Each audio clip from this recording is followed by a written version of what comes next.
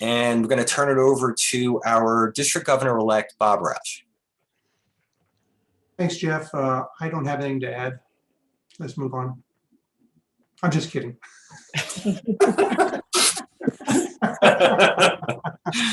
No. As you can tell, I'm going to try and keep our sessions light. You know, in our four-way test, we always add a fifth. Is it fun? So I'm going to try and keep all our meetings fun. But I do recognize that we all have our own lives, and I do appreciate all of you devoting your time today and in the future to these meetings, and we'll try and keep them very pithy, important, and rewarding. I want to start out by one more little admin. If you have a question, so you don't forget, or we don't forget to call on you if it's not appropriate right at the time. If you go to your participant pane there, down the bottom or wherever it is, and click on participant, it opens up a window on the right, should be on the right side of your screen there. At the very bottom, there's a place called, you can raise your hand. If you would, just raise your hand, hit that button and raise your hand. And I want to ask Jeff to monitor that. And then when it's appropriate, one of us will say, Jeff, do we have any questions? And then he'll go through the list and you can ask them then. If you're having trouble with that, just stick your hand up beside your head and we'll get to you. Thanks. Just as a small, sorry, as a small commentary, like I have it on reactions instead of participants, so maybe someone else has it. Okay, yeah, it might be in reactions as well. Well, no, that's a separate hand, I think, Louisa. That will actually throw the hand up on your face, on your little screen there.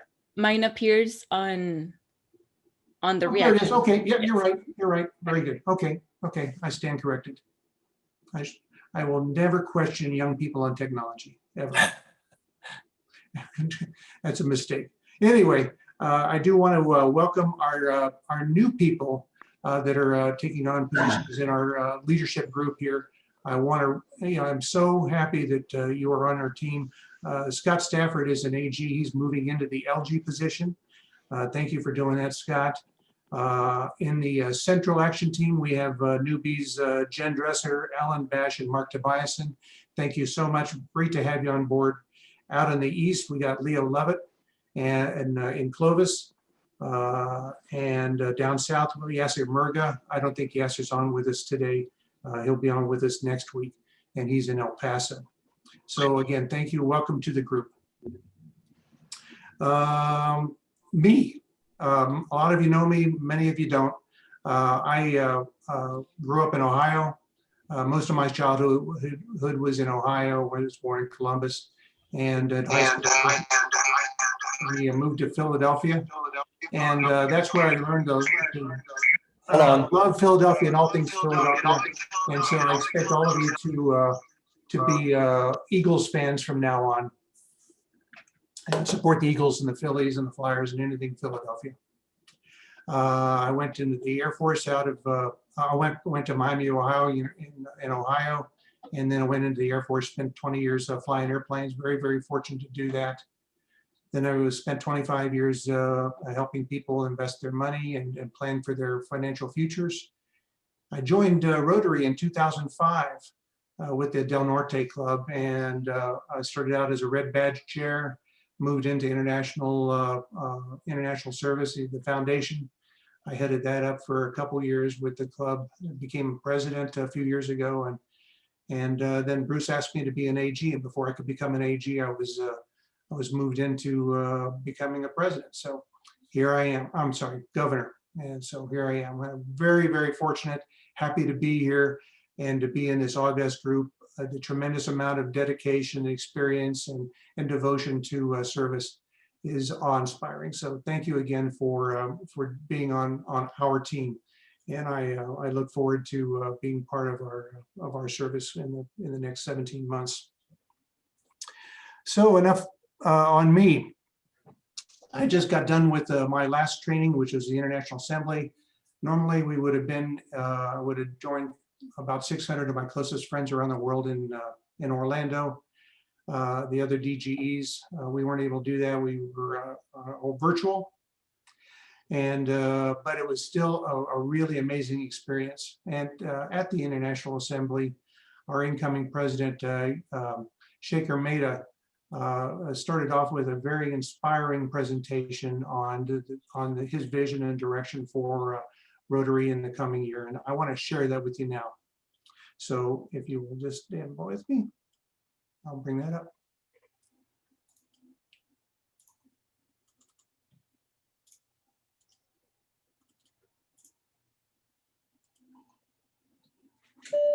Oh, that's the wrong one. I'm sorry. Excuse me. That's coming up. Let me get the other one. Here it is.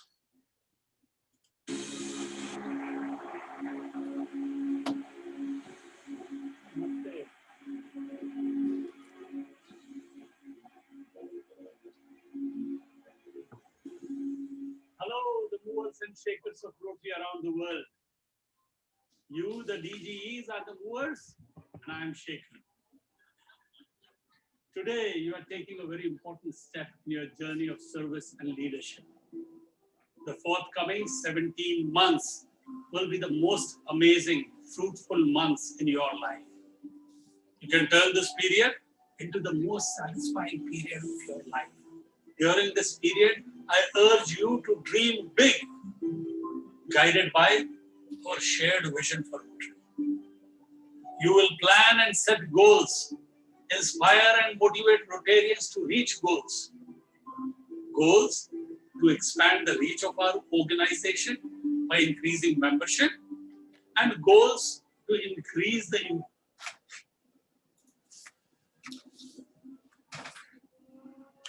Oh no, Jeff, what happened? It just stopped. Stop.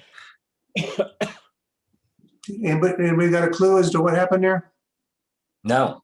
Month's time. You will plan and set goals, inspire and motivate Rotarians to reach goals. Goals to expand the reach of our organization by increasing membership, and goals to increase the. Well, wonderful. It needs to download before it can play. I've downloaded it. It's been downloaded for hours now. So anyway. If you send the YouTube link, we'll include it in the AGLG materials that are in Club Runner, Bob. Okay. Also, this is on the Rotary International website, right on the landing page there, so you'll be able to view it there as well. But I will, I guess I'll have to summarize that for us here. So let me stop sharing. Technology, what are you going to do? That's never happened to me before. Have you seen that before, Jeff? I really haven't. No, I don't know. Hopefully they won't in the future. But anyway, Shaker's vision, he started to talk about, and his focus is on growth and service. And well, here, let me just go to my slides now, and we'll just move on from there. Hold on. Let me share again.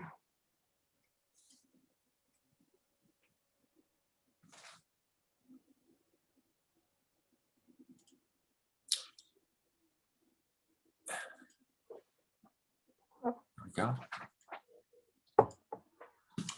Okay, so what's Shaker's Quest? Shaker's Quest, his vision for our district, for Rotary International, is the two main things is to grow and to serve through our increased growth and increase the impact of our service throughout the world. He mentioned that how many people here can tell me what the number of members there were in the club in Rotary International over the last, let's say 2 years ago? What was our global membership? 1.2 million. How about the year after that? 1.2 million. How about last year? 1.2 million. How about this year? 1.2 million. Exactly. I don't know how far back we can say it's been 1.2 million, but it has been stagnant. And it's not because we haven't been able to recruit. We recruited we recruit, but then the same number go out the back door again for a number of reasons. Outside of our borders, there's been growth, actual growth. India, Europe, Australia, Asia, they've been growing.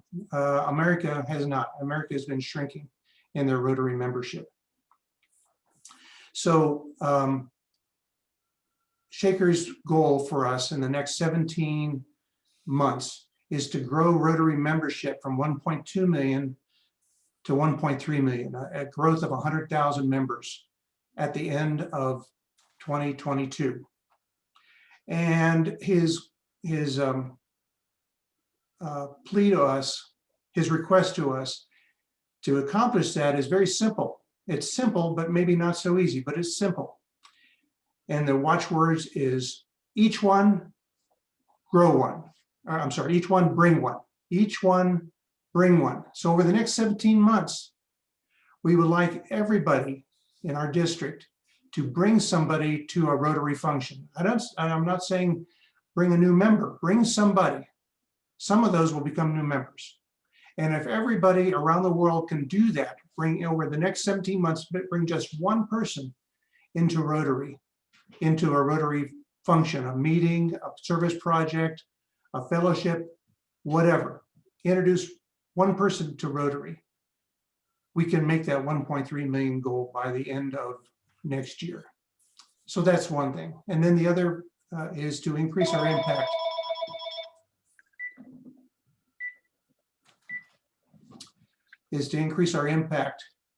By joining with other organizations to do even bigger projects.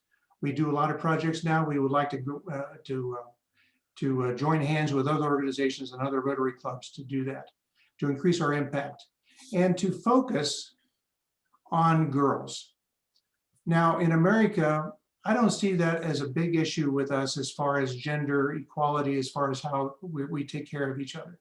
But globally, there are problems. And he really wants us to focus on helping young women and girls throughout the world in our projects. So we'll focus, we want to keep that in our minds when we do international, even district grants, to if we can impact and improve the lives of females and girls in our district and the world, we'll do that.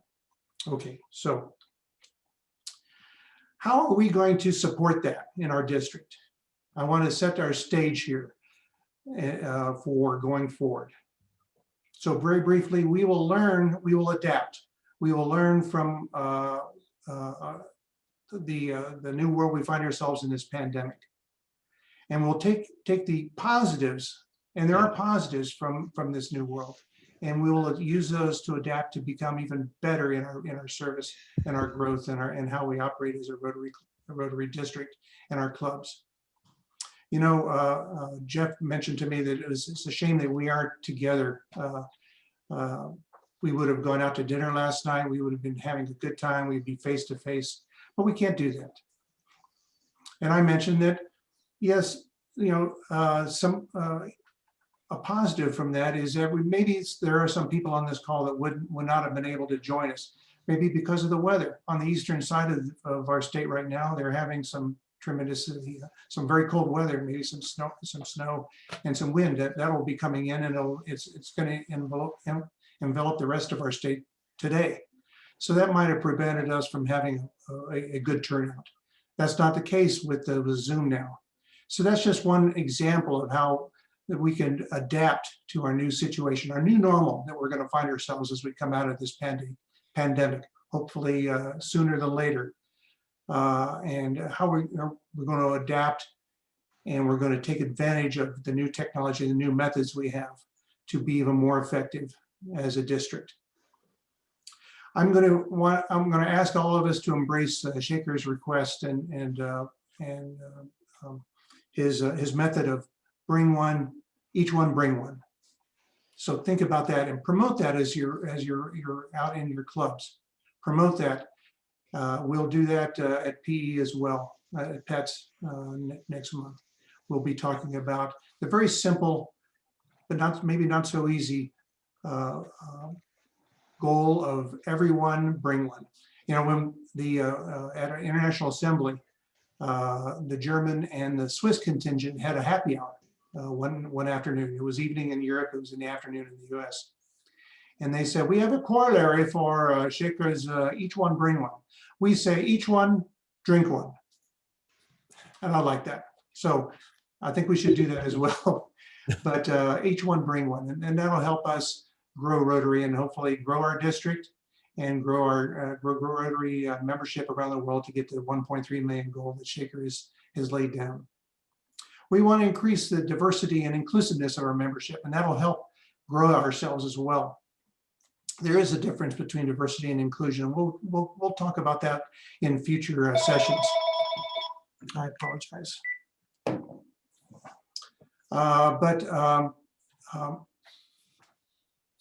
I don't think we have a huge diversity problem because our clubs are very diverse, and we'll talk about how diverse we are already. But we can improve in that area. Gosh darn it! Who is trying to get a hold of me here? Excuse my French. But we will work on that within our districts, within our clubs, and we'll talk about more about that. But I want us to work on diversity and inclusiveness of our membership.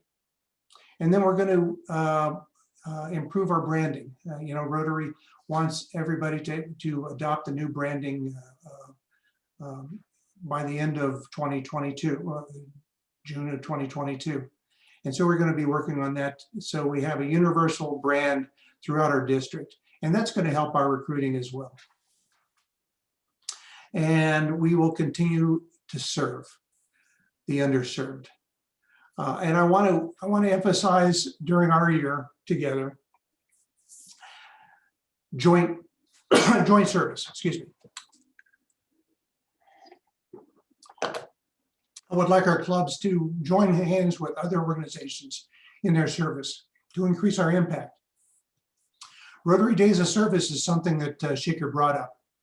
And we'll be talking more about that in our coming training sessions. But the concept is that in different areas, they can declare a Rotary Day of Service, and at least 2 clubs get together and do a joint project, at least 2, and bring in other organizations as well. So we have Rotary Days of Service throughout the year. To increase our contributions to the annual fund so we can have a greater impact throughout the world, we need to increase our contributions to the annual fund. And you know, we've always had the Every Rotarian Every Year movement, and I want to continue that. But you know, it's a fact that some people don't contribute every year. Some clubs don't contribute every year, and so I would also like us to consider every club every year make some contribution. It may not be $100 a person. It may not be $50 a person, but everybody can make a contribution. You skip a run to Starbucks for a month, you can contribute that to the annual fund, and that money goes out. And as many of us know, the tremendous good we can do with our matching grants as a result of that. You know, and Linda will be talking about this later, but our request for global grants has gone up exponentially in the last couple of years, but our contributions has gone down, and that's not sustaining. So we need to work on that. And then in World Polio Day, I'm going to be asking clubs to unite and do more of a coordinated effort on World Polio Day. And we'll talk more about that in the future. So our themes going forward are going to be, on Shaker's international theme is serve to change lives. We will serve to change lives around the world.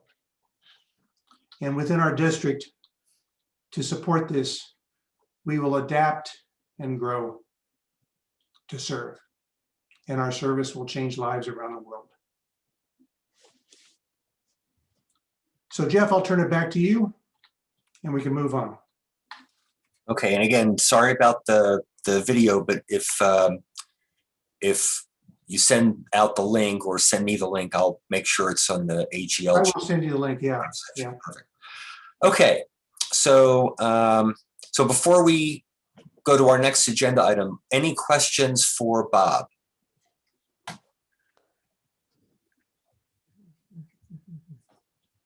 And again, as Bob said, you can unmute and ask your question. You can raise your hand. You can use the chat, whatever you're most comfortable with. So I'll just make one, it's not really a question, but a comment. My club just recently updated our bylaws, and we actually included the $100 every Rotarian every year in our dues. And not all clubs can do that. And we already had inexpensive dues. And we built in some language that if individuals want to raise funds, you know, work on a specific project, then they can get reimbursed for their $100. So if they raise those monies elsewhere. And again, that could be difficult for clubs to manage, larger clubs to manage, but just something to think about. As I mentioned, you know, if somebody can't contribute $100 in a year, maybe they can do 50, maybe they can do 25, do Yep. something. Yep. Do something. And every club can do something. And that's my goal, is for every club to do something to contribute to the annual fund. So the world benefits from that. Bob, Betty Young has her hand raised. Betty, why don't you go ahead and unmute and ask your question? Okay. Two things I wanted to share with you guys. I am in the oil and gas business, which is dominated with, excuse me for saying this, don't get offended, old geezers. That's our generation. They're 60 and 70-year-old, and they don't accept the young ones. I have hired a bunch of young people. Keep this in mind. We need to recruit young people. I respect Bob for what he said. The young people, two things, artificial intelligence, that's technology. I just had a career yesterday, and I was amazed at this one young man, 35, who was able to get a deal done for within 2 days just by the phone, his cell phone, his computer, which it used to take us weeks to get a deal done. These people move fast. They're great. They've got great ideas. Let them do the work and help us grow. The other thing, the young ones, the 30, the 40-year-olds and under, do not know what polio is. I gave a talk on polio as a president, and my friend at that time was 35. He said, "What is polio?" And I went, "Oh my God. Remember, we saw polio. They didn't. You need to explain polio. You need to explain what it does." She went, "Oh, I had no idea." That's all I have. Thank you. Excellent, thank you. Any other questions or comments for Bob before we go to our next agenda item? Okay, so here's what we're going to do. We're going to break into 3 rooms. We're going to take about 40 minutes to discuss anything that were maybe aha moments if you were able to do the pre-work and learning center. A lot of that pre-work dealt with kind of the basics of being an assistant governor. We'll talk about lieutenant governors when we reconvene as a full team, but a lot of it was about basics about being an assistant governor. We also asked that you go through the Rotary Foundation basics, so there may be some questions about that. So we're going to take about 40 minutes. We're going to break into 3 groups. John Morrison is going to facilitate one of them. Bruce Bortner will facilitate the second room, and I will facilitate the third room. Let me make sure that everyone is assigned a room. Hey, Jeff, is there a way that Governor Sonny, John, and I can float? Give me 1 second, and I will set that up. Give me 1 second. Okay, so Bob, you'll be able to float. John, you will be able to float. And Sonny, you should be able to float. Okay, so we're going to go into breakout rooms. We will reconvene as a full team at 10:15. And I just want to make sure that I'm not missing anyone. Okay, here we go.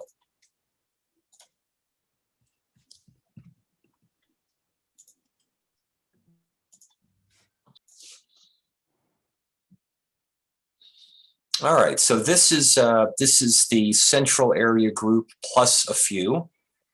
And We do have a few new assistant governors in the area, which is wonderful. And we do, as we mentioned earlier, peer-to-peer learning. So those of you who have been assistant governors, and in Scott's case, you'll be a lieutenant governor, but you've been an assistant governor too. We want to share things that we learned, experiences, questions you may have. So as I'm looking here, Mark, you're new. Welcome to the team. And Alan, you are also new. So I guess my first question is, for those of you who did take the Learning Center classes, is there anything that you saw that you have a question about, or any aha moments from anything that you saw in Learning Center? And if not, we've got other things we'll talk about, but any questions or highlights of things you may have noticed from the online training? Jen, go ahead. Oh, Jen, you're new. I'm sorry. And I'm a noob as well. Yeah. So yeah, I thought the modules were really good, really well done, because they were interactive in the Learning Center. So it wasn't just a lot of reading or just a lot of videos. It was a mix. One thing I really liked is it went through examples of clubs. If you have a club that's struggling with certain problems, like kind of walked you through how to ask the questions and what tools you could offer. So I was really happy there were a lot of tools available for that. So that was my biggest value takeaway, I thought, from that. And so I think Governor-elect Bob knows that, and so he's giving you trouble clubs because you appreciated that section of the training. Yeah, I thought so. Yeah. Give me the trouble clubs. It's something that we talk about every year in HELG training. Is how do you handle a club that's struggling? And you may have had personal experiences. So for those of you who are new as assistant governors, you may have had experiences from your own time when you were club president, or maybe when you were on the club board, where you noticed things that were struggling. You're like, well, if I were an assistant governor and my role was to help that club, how would I do that? How assertive are you? How, what's your approach? So for those of you who are assistant governors, how do you handle a club that's having some challenges? Do you have a general approach, or does it depend on what the situation is? How do you handle that? Well, Jeff, I don't know I have an answer for you there, but I do have a club that's struggling, and that's at Grants Milan. It's a very small club to begin with. There's only been about 8 to 10 members when I was able to go to their meetings. They're now they switched their meetings from lunch to evenings, and the president is not, and they're still on Zoom. They're not getting very much participation. And I talked to him last week. They still don't have a president-elect, so I'm kind of struggling there and trying to, it's hard to do it over Zoom. And I've called some of the other club members, and they just kind of defer me to the president. So I'm struggling and looking for some answers myself. John, as a past lieutenant governor, any wisdom about situations like this? And because we all deal with them. So what's your experience? I found that it helps to have a good relationship with your presidents of the clubs you're working with. That's the beginning, so that you can actually talk to them about stuff. Of course, when I was AG and LG, we met in person, and so I always made it a practice to get my AGs as an LG, to get my AGs together at trainings and things like that, and to get to know them. When I was an AG, I really tried to get together with my club presidents at like pets and things like that, where so that they would know one another. And all I had to do was introduce them to one another, and they would start sharing right then. They would say, well, I've got this problem, and how do you deal with that in your club? And so just like you said about these breakout rooms, when we start sharing and talking like this, that's when the ideas come out and solutions come out as well. So, so that's not a great piece of wisdom, I don't think, other than it works. Getting people together and talking about it actually works. It's my understanding, and some of you may correct me if I don't have this right. Sonny and Bob as the incoming governor and John are interested in taking this notion of the Council of Presidents and expanding it across the district. So right now, the Albuquerque group, the kind of the central area, because they're kind of close to each other, even though we're not meeting in person, they convene and they share. Down in El Paso, they have a group that gets together and they convene and they share. The fact that we're on Zoom, we're not limited by going to a restaurant on a Friday morning and sharing ideas. So I think their goal is to kind of take that Council of Presidents, and I see Marcus here. Mark chairs the Central Area Council of Presidents. Take that model and expand it across the district so that all of the clubs have a chance to kind of share and kind of help each other out. Is that correct? Yeah, and we just had a meeting about that last week, and that is definitely the goal, and that's perfect timing. Sonny just popped on. We're talking about the area president and expanding that, and then well, I said we just had a meeting, and Sonny was the one that put that together. But yeah, and I think that's critical, and it always has been. But I think today in this environment, it's because we can't meet in person. I think it's more so. It's one of the benefits that Bob was talking about, that Zoom makes possible meeting around our district much more fluidly. Right. We're shrinking our district little by little. Right. The other thing I would say to Ron's point about a club that's going through challenges, my personal experience is I've seen two types of challenges. One is where the current president is engaged and is willing to work with the assistant governor or whoever else. And the other is when they're not.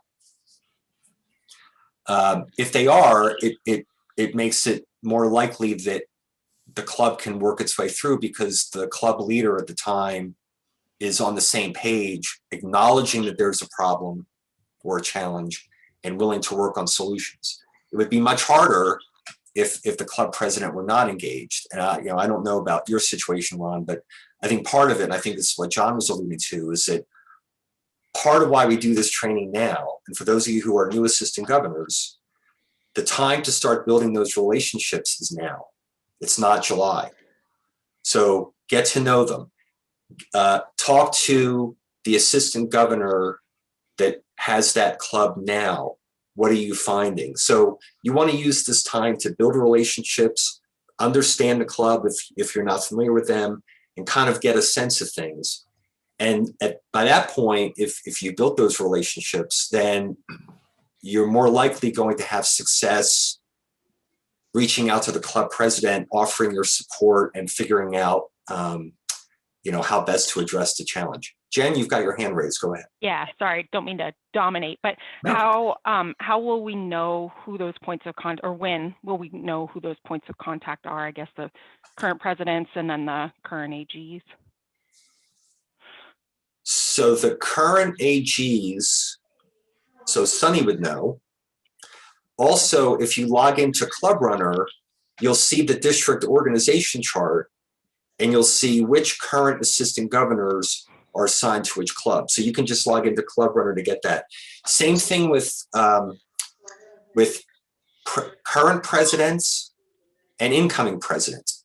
But as we know, and this is a challenge we've had every year, not all clubs either have identified their presidents-elect yet. I think one of you mentioned, I think Ron, you said that the Grants Milan Club hasn't identified their president-elect yet. That's a problem. Some of them have identified them, but they haven't put them into Club Runner, which is equally a problem. So we're always trying to persuade, and we're going to make a point at the end of the training today. One of your assignments will be to reach out to the clubs that you've been assigned and make sure that they have entered their incoming board and president information into Club Runner, because it really makes it difficult otherwise, because then we're just searching. Jeff, could I jump in for 1 second? Sure. Yep. Because the one thing I don't know is whether everyone on this call can currently access the org chart that's in the member area for next year. I know Bob has been updating that. So anything, when you go into Club Runner, you go to the member area, there's something called organization chart. And on the blue banner underneath there, it says district organization chart. When you click on it, it brings up the current year, but you can go to the right and look at next year. And Bob is putting everything in there as it comes. And the presidents-elect should be available as well if they are currently entered. Donette is the resource if you have difficulty finding something that you need. Right. Thank you. And I want to say too, we had a situation this year where some of the presidents were not identified until July, and I think in a couple cases even later. And I want you to know it is not optimal. It is, as Jeff says, a problem, but it's not an insurmountable problem. So don't get disheartened. Right. We go to work with whatever we have and support people from where they are. So this is the time. Get to know who they are, reach out to them, talk with them. Since this is mainly the Albuquerque group, Scott is your lieutenant governor. He is also a resource to help. But you know, our goal is that by the time July has rolled around and you're officially assistant governors, you've already done a lot of legwork. You know if they've set goals. You know if they've entered them into Rotary Club Central, right? There's a lot of work that incoming presidents are supposed to be doing now for the next few months. So this is the opportune time to do that. Scott, go ahead.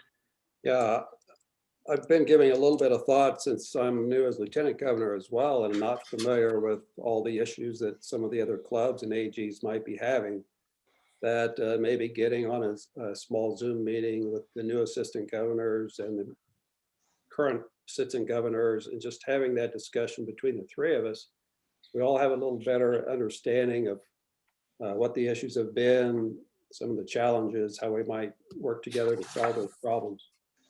So I'm more than happy to do that and set that up with Jen and Alan and Mark.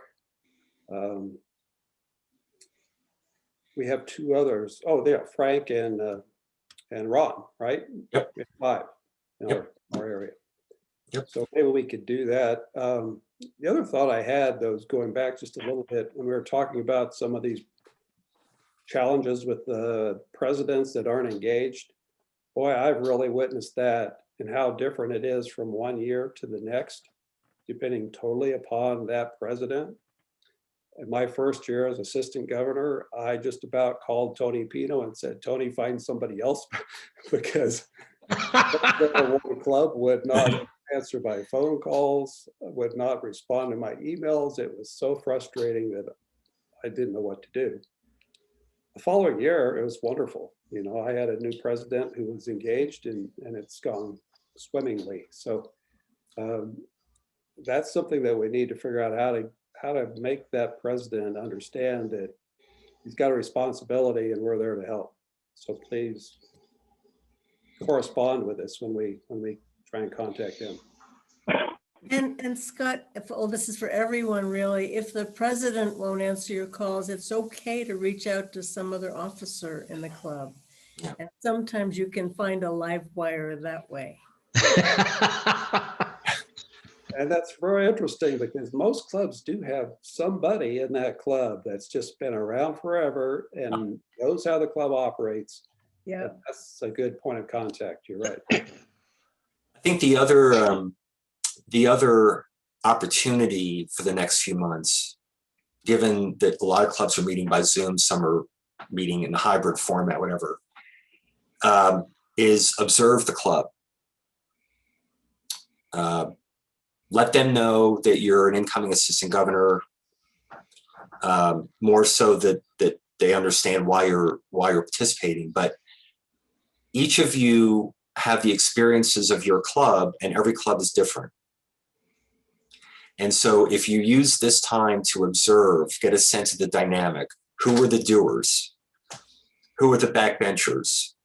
Where do you see gaps in, let's say, service projects, whatever it happens to be? This is a good time to observe too, and kind of acknowledge that the club that you're an assistant governor for has some differences from your own club. You'll use your experiences as an effective club president, but you're applying it to a different group of people, different situation, different circumstances. So again, that the next few months, you'll get that appreciation of the clubs that you're assistant governor for, with the acknowledgement that they're all different.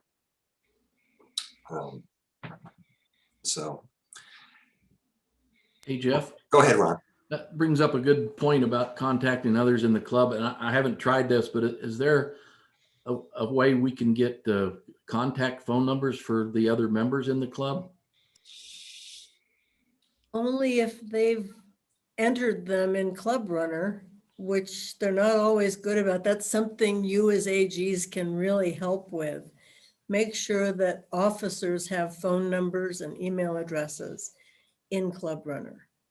But nothing for just like the general membership, all the members, there's no way to find. Yes. Actually, same deal goes, by the way, not every member has a phone number, but again, this is something I'm not clear about how Donnette can tell us who has access to what.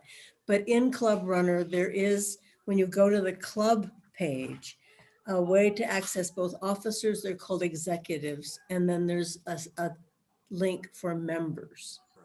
I can bring that up if you want to see it. Yeah, that would be really good. If you don't have access to it, you can probably just contact Annette and say, could you generate a report or something of all the members? Let me share my screen just for a second here. Frank, go ahead. That's what I had to do with the Club Runner with one club, because I couldn't get a hold of the president. I got a hold of the secretary, and I still had problems. So I ended up going to the past president of that club, and I finally made a connect so I could meet with him on Zoom. So if you're looking at, if I'm sharing my screen correctly, this is the home, this is a link you can get to without logging in. This is the org chart that Sunny was talking about.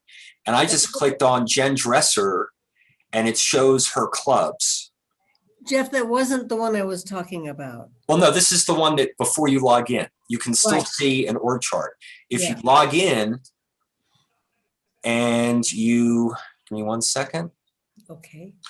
You go to member area, same general areas where the files are for the training, organization, and then district organization chart.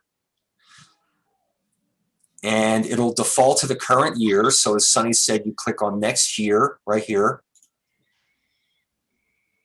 So this is the org chart for next year. And if we scroll down, and again, I'll just go to Jen, if I can, yeah. So here's Jen Dresser, Albuquerque Metro, clubs.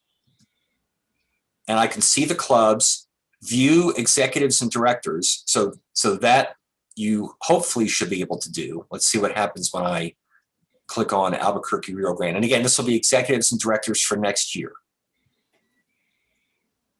Interesting. So it actually brings up this year's assistant governor, which is Roger Nagel. Right. So it's not showing that. Okay. Stay in there for a moment, would you, Jeff? Yeah. And go back to the member area master page and look at membership. Right. And then clubs and membership. Right. This is how you can see everyone. Yeah, this gives you executives and members for each club. So if I click on members for Albuquerque Rio Grande, since that's one of Jen's clubs, it should show me all the members, right? But again, you may not have access to this because there's different levels of permission in Club Runner. If you don't, I would say contact Annette. Exactly. Yeah, I'm signed in and I cannot, the district organization chart is grayed out for me. Yeah. Okay. Yeah. So I would contact Annette. Okay, Okay, thank you, Jeff. thank you. You got it. Everyone, I'm going to go float, but Okay. I'll be around. if you need me. Okay. We've got about 15 minutes left in this breakout room. What other either aha moments or things that you may have learned in the Learning Center classes would you like to discuss? Or do you have any questions about?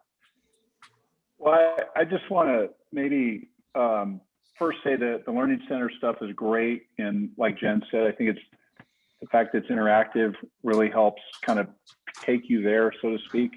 But for the people on this forum here today that are and have been AGs, and being that a couple of us are brand new at this, what's the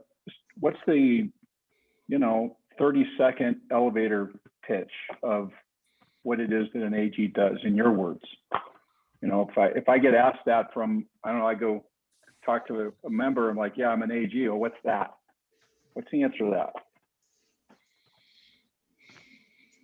AG stands for Aging Group of Rotarians, Mark. Well, I'm in the right place then. That's great. You could say you're a gopher for the LG. Yeah. Patty. I mean, really, you're there to help those clubs connect with the district and see what kind of help or resources they may need. That's really that's the biggest part of it, I think. Scott, any section on that? Are we not coming up soon on the role of the AG? Well, we have the role of the LG because Rotary International does not recognize lieutenant governors. So we have a specific little section after this to talk specifically about lieutenant governors.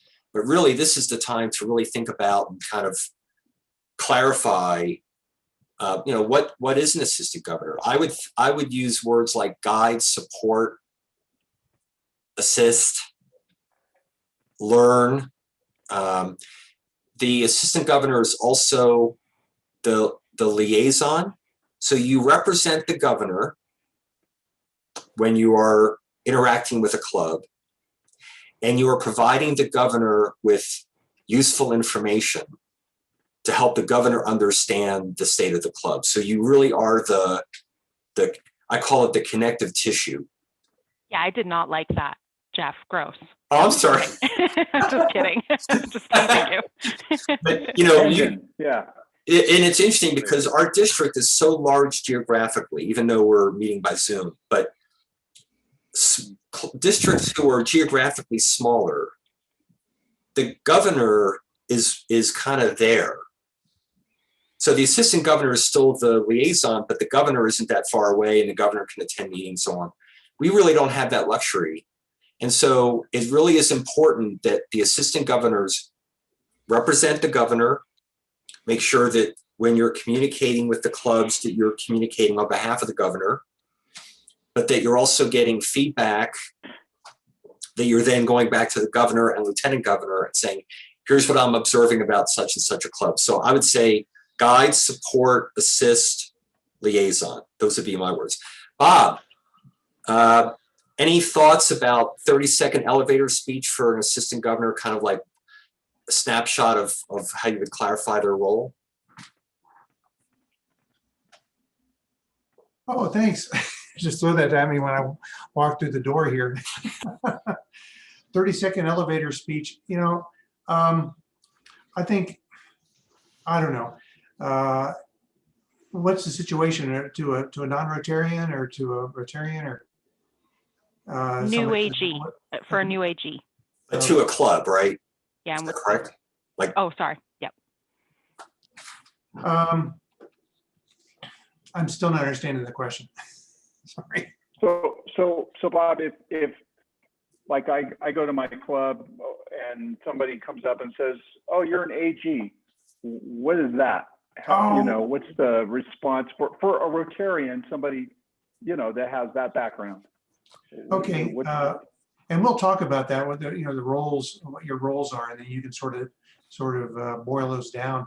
But really, you mentioned to him that in in our district, we have 67 and 68 clubs, and we're in one of the largest districts in America. And the district governor cannot get around and be a part of meetings on a regular basis, like and to offer service and help from the district level. So the assistant governors are there to be a liaison between the clubs and the district, to offer help and to direct people when they do need higher level of service and help from the district, and from above that to be a conduit of service from the district down to the clubs. I would say that, use that as a catchword, is sort of a conduit of service between the clubs and the district. Does that make sense? It's not as biological as connective tissue, Jen, but there's. I might add that I printed this out, so don't ask me just what platform I found this on, but there's a little article here called Assistant Governor Job Description, and it's a nice little summary of the roles of the AG. That was in part of our prerequisite stuff. If you downloaded it, yes, it's in the files in Club Runner. Correct. Yeah. Yep. Good. Awesome. Thank you. Yeah, I might throw in, Jeff, on especially some of the smaller clubs. If you guys can kind of break the ice and go to some of their their board meetings, I think you learn a lot more about the club at the board meetings. The bigger clubs do a great job. All you got to do is get on their Facebook page and stuff. You know exactly what they're doing and when they're doing it. But the smaller clubs don't always have that. So, especially for grants, when they were having board meetings, I'd always show up. You just got to kind of break the ice and let them know that you're not there to make sure they're doing things right. You're there to make sure that that you can supply some help if they need it. So, Jeff, let me share an experience from, I was an AG in Iowa for several years, and there was a very small club that a lot of members had dropped out, and there were only 5 people gathered around the table when they invited me to come over and help them in terms of membership. And the first thing I did was to look around the table, and I said, "How many people are here?" And they said, "Well, there's 5 of us." And I laughed and I said, "You're one more than the original Rotary Club in Chicago. Congratulations, keep up the good work." And for all small clubs, that's basically what you need to tell them, is they're ahead of the game from where Rotary started. Good point. One thing I was just thinking of as you were talking, Alan, and we've got Louisa on, who's our district Rotaract chair. I've always felt like, and I think we try to reinforce this, we don't expect that assistant governors are subject matter experts in everything.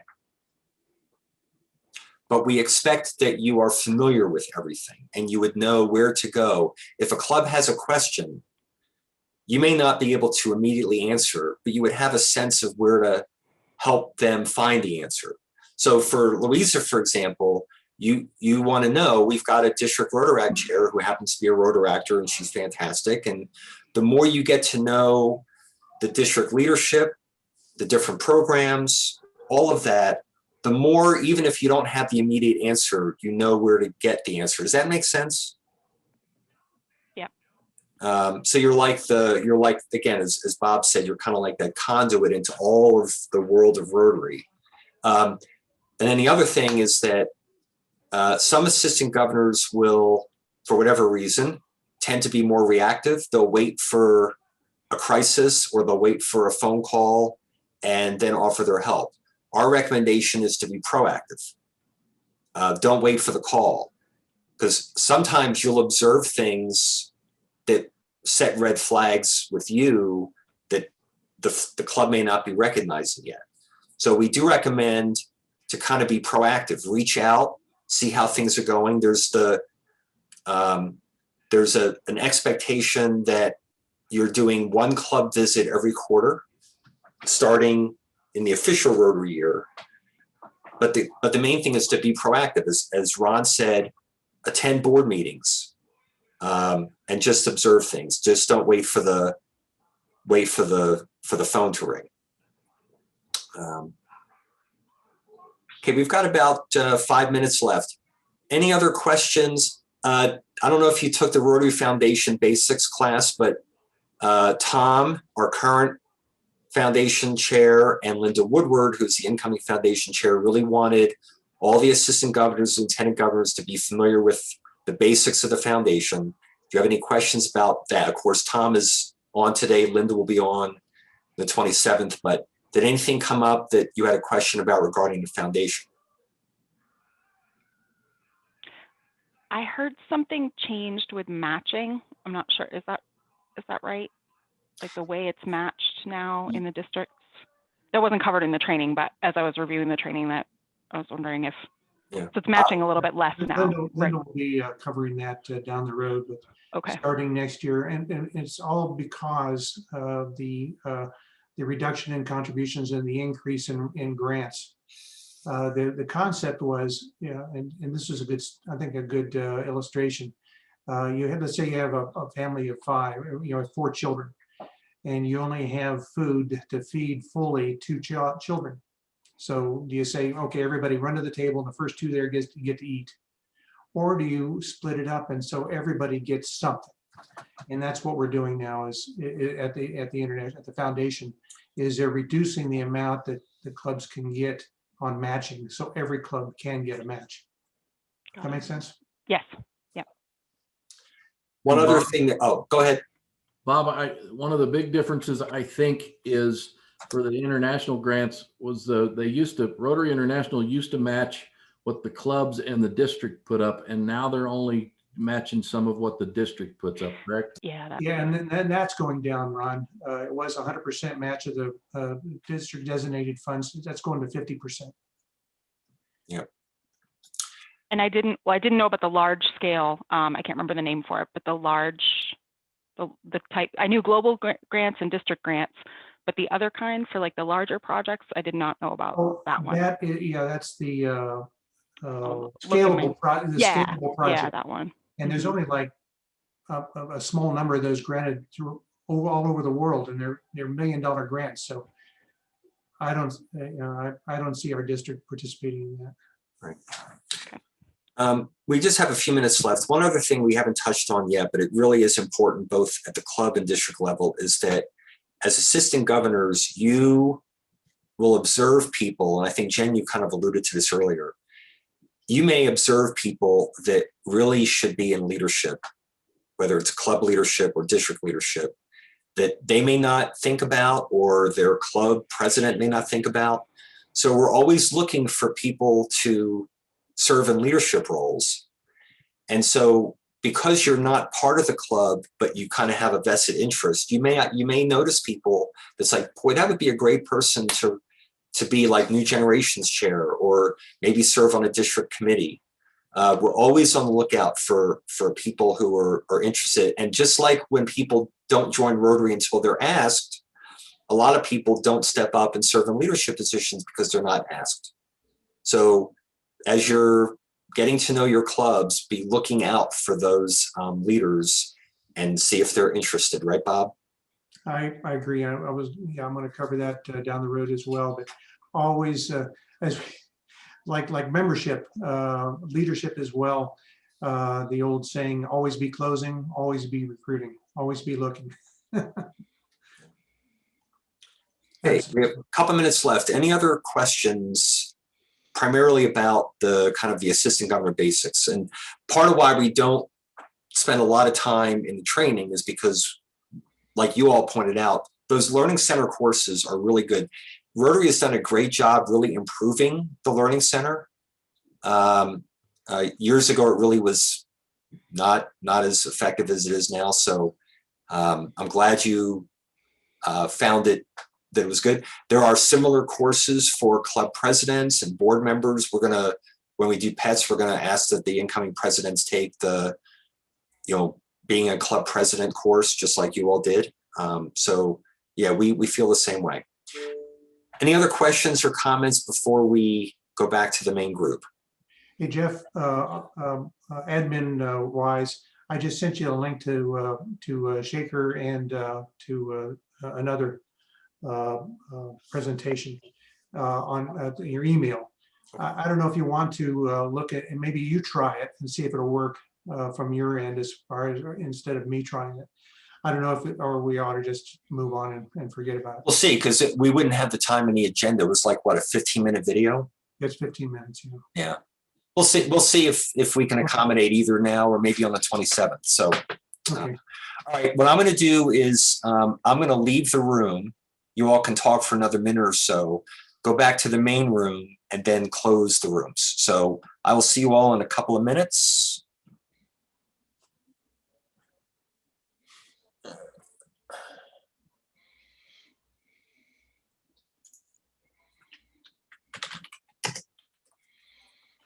While he's doing that, I might mention, kind of tying into one of Ron's comments about attending the board meetings.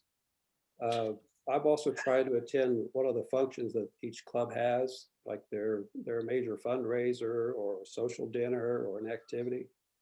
And you really get to know the club members a little better that way as well. Get a good feel for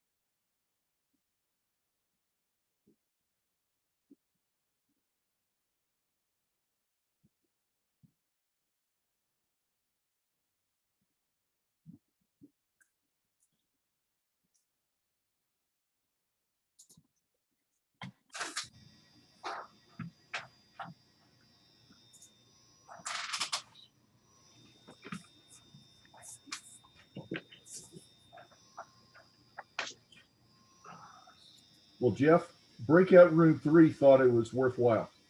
Excellent.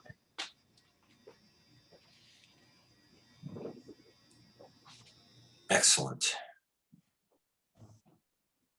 Are we gonna have a break here pretty quick? 10:30. Is that quick enough? Is that okay? 15 minutes? Yep. Yeah, no, that's fine. I just, you know, you do All drink right. a lot of coffee first thing in the morning.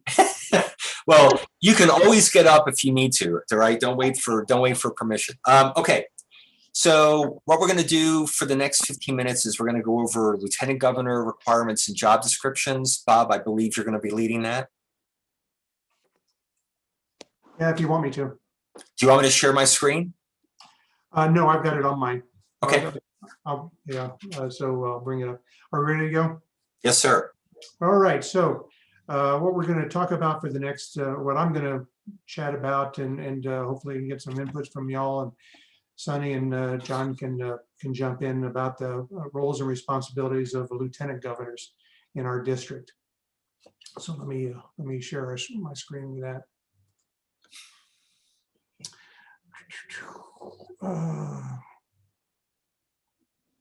Hold on a second. While Bob's finding that, I just want to mention that we aren't the only district in the world who has lieutenant governors, but practically, I think there are fewer than 5 out of 539. Yeah, I was going to cover that, Sonny. Oh, I'm sorry. I'm sorry. I'll shut up. Let's see. Yeah, I'll be, darn it. Hold on.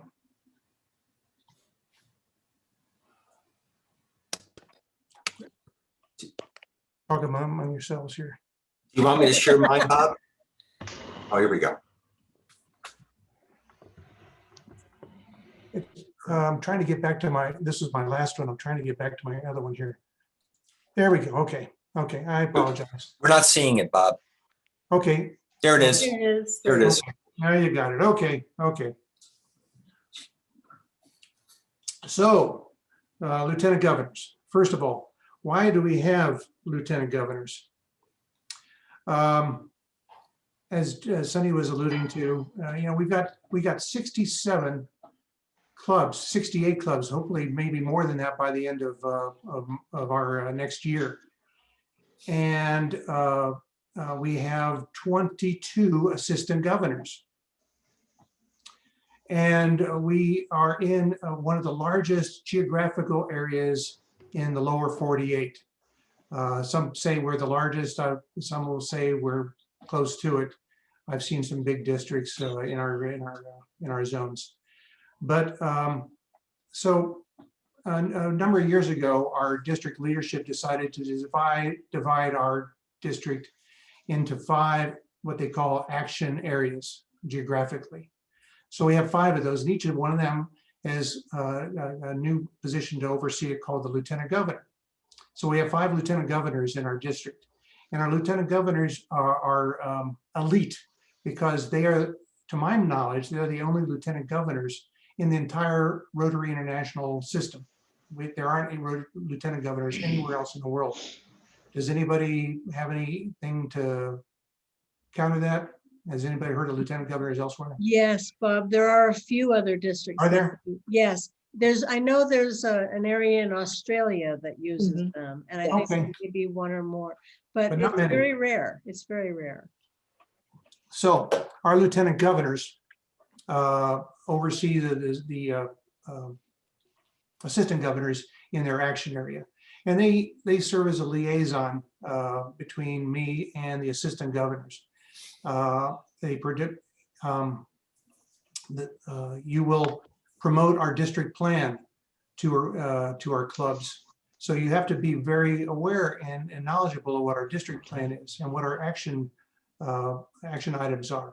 So you can help your assistant governors promote those within the action groups so we can move our district ahead in our plan and accomplish our goals. And then assist our assistant governors in their service to their assigned Rotary clubs. So anything the assistant governors do, you will help the assistant governors in their role of helping their clubs out. So in essence, because you represent me, you are, oh, I'm sorry, I'm gonna follow my slides. Your district governor appoints lieutenant governors on an annual basis, and they can be reappointed for several years. So, we've got some lieutenant governors that have been lieutenant governors for quite a while, and we're happy with that. But it's a 1-year renewable term. So in essence, my lieutenant governors are my mini-me. They represent me in the district. I was going to try and put somebody's face on this, but that was above my abilities. But anyway, yes, you represent me. You are the lieutenant governor. Lieutenant stands for standing in the place of. So you stand in my place because I can't get out to everywhere all the time. So within your action team, you represent me as the district governor in your action team. You speak for me within your action team. You don't have to agree with everything I say, but when you're speaking in your official capacity, you are speaking for the district. Now, if anything in the district or any of my philosophies, my official philosophies, or my personal philosophies put you in an uncomfortable situation, you need to let me know so we can discuss it. So I don't put you in a difficult situation. But in essence, you represent the district governor in your action teams and in your regional areas there.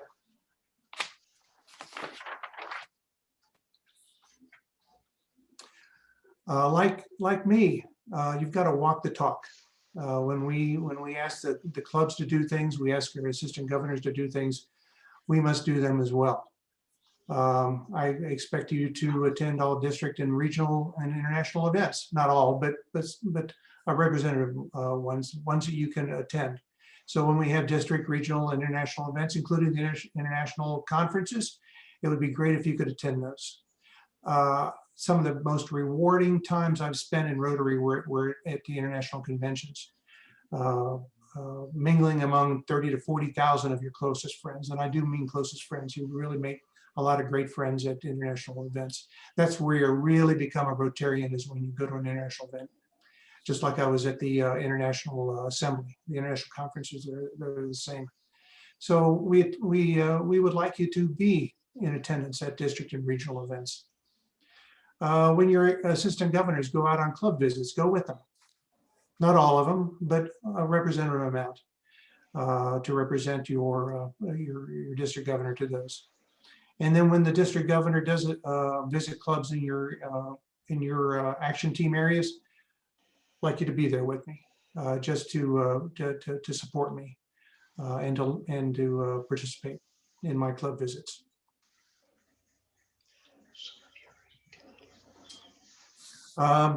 We've got a lot of training that will be happening over the next few months, and I'd like you to be at all of those. Like we're doing now, in 2 weeks' time, we'll have additional AG and LG training. You'll be there for that. Pets, that starts in March. And the assistant governors have a vital role to play that. And so I would love to have you there to support your assistant governors as we train our incoming president-elects.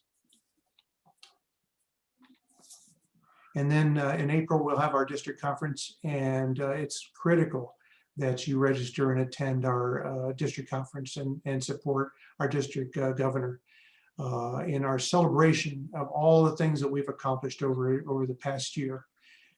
So that's coming up, and we expect you to be there as well for that. Besides, you won't want to miss it. Yeah. No, of course not.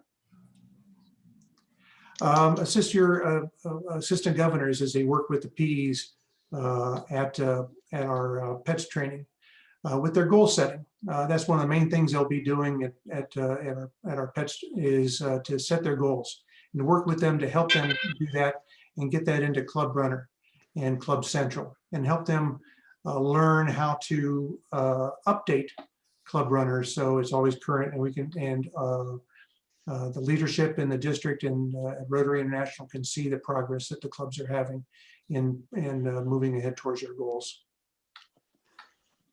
Bob? Go ahead. Before we leave that last slide, I just want to interject one thing. Because lieutenant governors are rare, they are not recognized in Rotary Club Central. So to help your assistant governors, you will need to find a way to have access to what they can see on Rotary Club Central. And there is a way to do that. It is to have your AG delegate their authority to see the clubs that they support. There's a whole 5 pages, but it's very easy to use on Rotary Club Central, on the Rotary International website, called How to Delegate Your Online Access. You can only delegate to one person. So AGs, you will want to delegate to your lieutenant governor, and you do not lose any of your own access or authority by doing this. You can only delegate to one person at a time, and so you'll need to terminate that before you try to delegate to someone else. But take a look at that and let Donette or me know if you have any questions. And it's in the Club Runner materials for HELG training. So I downloaded that document, so it should be in your area. Thank you, Jeff. That was my only point. Thank you, Bob. Thanks, Sonny. I appreciate you, sharing. Absolutely. So recommended activities for your AGs. We would like you to work with your AGs to continue to help them grow in leadership and knowledge of all things Rotary. Opportunities for them to attend our Rotary Leadership Institute. Some of them may not have had the opportunity to attend it. Maybe it's been a while since they attended. Maybe back in the days we called it the Rio Grande Academy. We're constantly updating it, so it'd be great if you could have your AGs attend those as well. Certainly attend PETS. We have Vibrant Club workshops we put on periodically throughout the year. And it would be great for the assistant governors to attend those. And then club events. And committee training. In May, we're going to do committee chair training, and we'd love the AGs to participate and to attend those. When clubs have projects, go out on club projects and help them with those as well. And when you learn about clubs having fellowship events, be part of those as well with your AGs.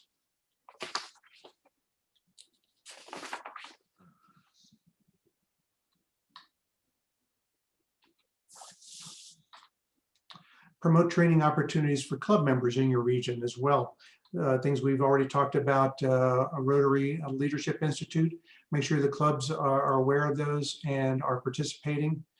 Annual grants training, very important. Clubs cannot apply for a matching grant unless they have, and they can't participate in matching grants unless they have somebody in their club that has attended that in the previous 12 months. And really, the foundation has got a lot of moving parts. And in order to understand how the clubs in the district can participate in that, they need to be knowledgeable on how to participate in Rotary International, the Rotary International Foundation. And then there's online training as well at in our Learning Reference Center. In our Learning Center, there's a tremendous amount of learning modules available for all subjects Rotary.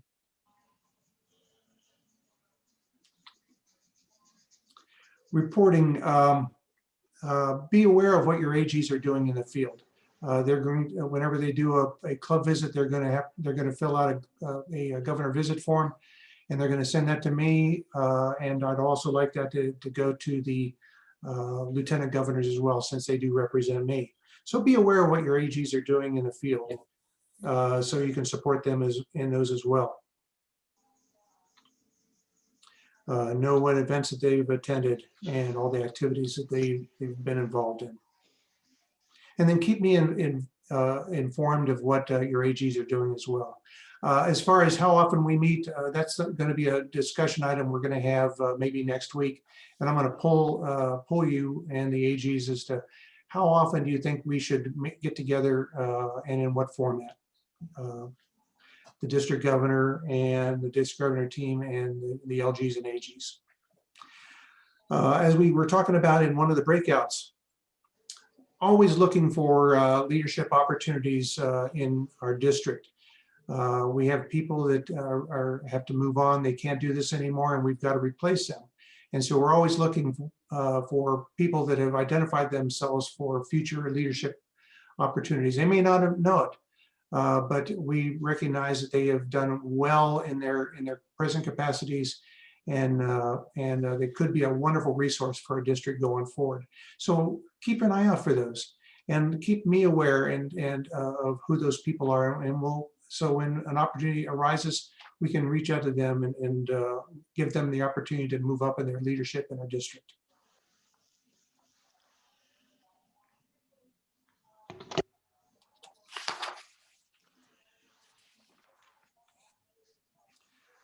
I'll be going out, hopefully I'll be going out. Sunny, Governor Sunny wasn't able, she had to do everything virtually. And it's possible that in the first part of my year that I won't be able to get out, but if at all possible, I want to get out physically to visit clubs. And the assistant governors can help me prepare for that. And you can help your assistant governors as well prepare for my visit to clubs. They won't all necessarily be visit to club meetings. I would like to go out maybe on a service project that a club is doing. So if I know that a club is having a service project, maybe I'll go out and join them as well on that.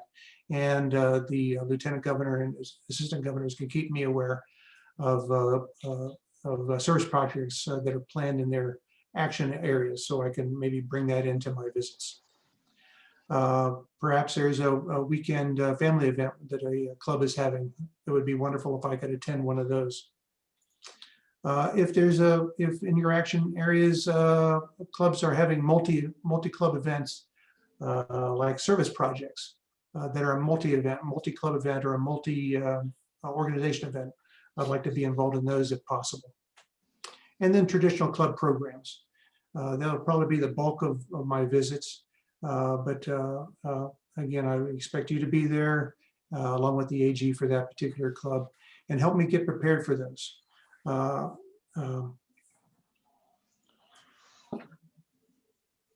When I go out to club visits, if I can get involved in member recognition or induction, I would love to do those as well.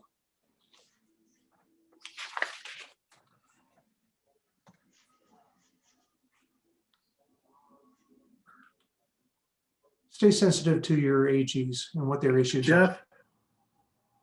Somebody got a question? Jeff? Alan? Go ahead. No, this is Frank. I'm sorry, I keep getting kicked off and having to log back on. So I don't know what's going on. Okay. I just want to let you know. Okay, All right, Frank, thank you. You're back with us again. Thanks. Yeah, so determine the needs of your AG and work with them closely to help them be the most effective AG as possible for their clubs. And let me know of anything that I can help out to do that. Provide resources to your AGs to help their clubs. The Learning Center is a wonderful source. And if your AGs need additional training, provide that training to them as well. Questions for me, Sonny or John?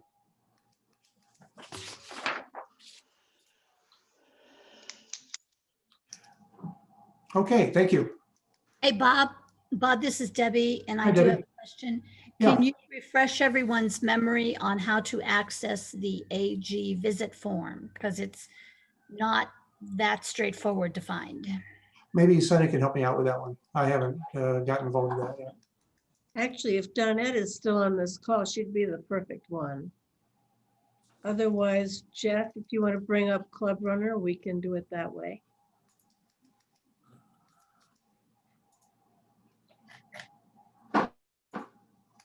The homepage. Oh, is it on here too? No, that's where I was logged in. Oh, okay. So let's see. It's under administration, is it not? Yeah. Yes. District administration, AG club visit. There it is. And you have to be logged into the member area, correct? You have to be logged in and it's off the homepage. Yeah. But you on the don't have to be homepage. a member. Okay. So again, it's right, administration, district administration, club visit form. Thank you.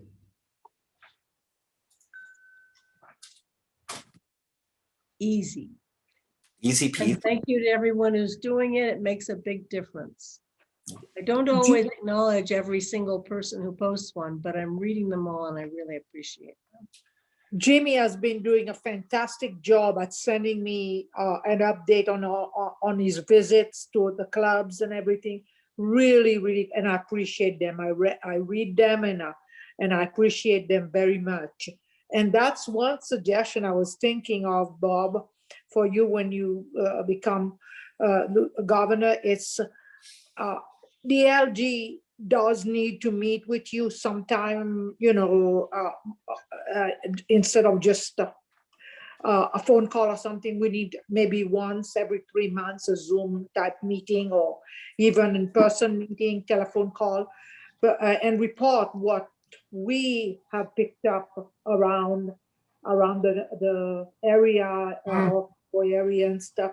Because I attend the meetings and I'm like, okay, this is a great idea. How do I get it out there to Sunny or to you or something? But we need to. I think LG communicating with each other is a very good idea, and with you, the governance stuff like that.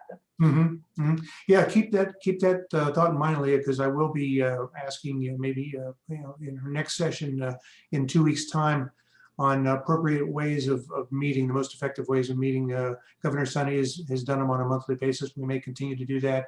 We may break it up by action teams. We break it up by just AGs and then LGs.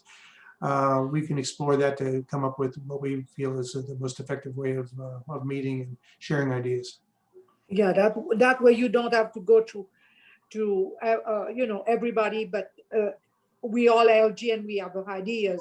Clint may have a different idea that will work perfect in Las Cruces or Roswell or somewhere like that, and stuff like that. How to get people to attend meetings and stuff, and what projects they're working on. It's fun to see those projects that the different clubs are working on and stuff like that. It's fun to get involved in it, hear what they're doing and stuff, and how the clubs are cooperating with each other about working on projects and stuff.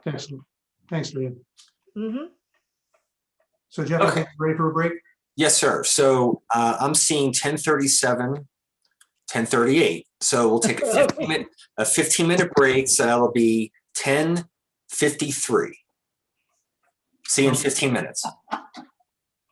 Gotten used to using Zoom, some more than others, and like the microwave, we say, well, what did we do? What did we do before we had microwaves? What did we do before we had Zooms? When we couldn't meet in person and we had teleconferencing, and so we forget about how far we've come from teleconferencing and what kind of problems that was. So I just want to go back and show us what teleconferencing was like back in the day. So if you'll just bear with me for a second here.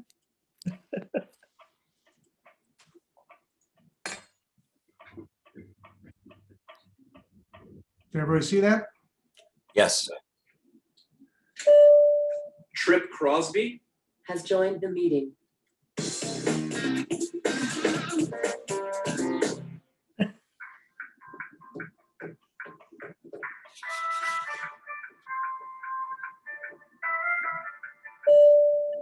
Beth has joined the meeting.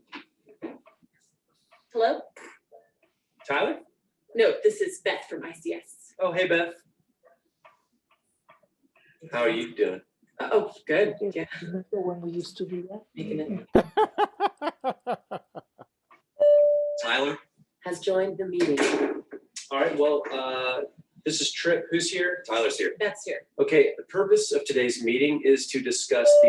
Yeah, I'll be able to do it in like 30 minutes. John? Has joined the meeting. Hi, John. Hi.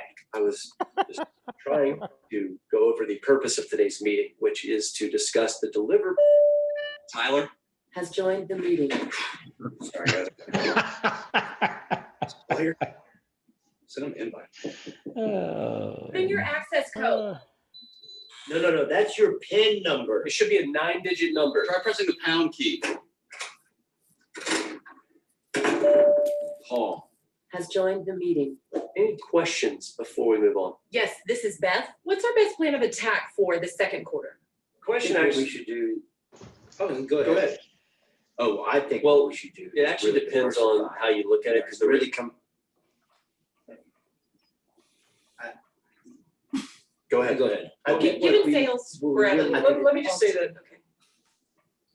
It was a great graph, John. Tyler? Well, my main concern with the projections for year was that they're just insufficient. I mean, they're not even taking into account. Did we lose Tyler again? Hello? John, are you guys taking distributions? John? Oh, my bad.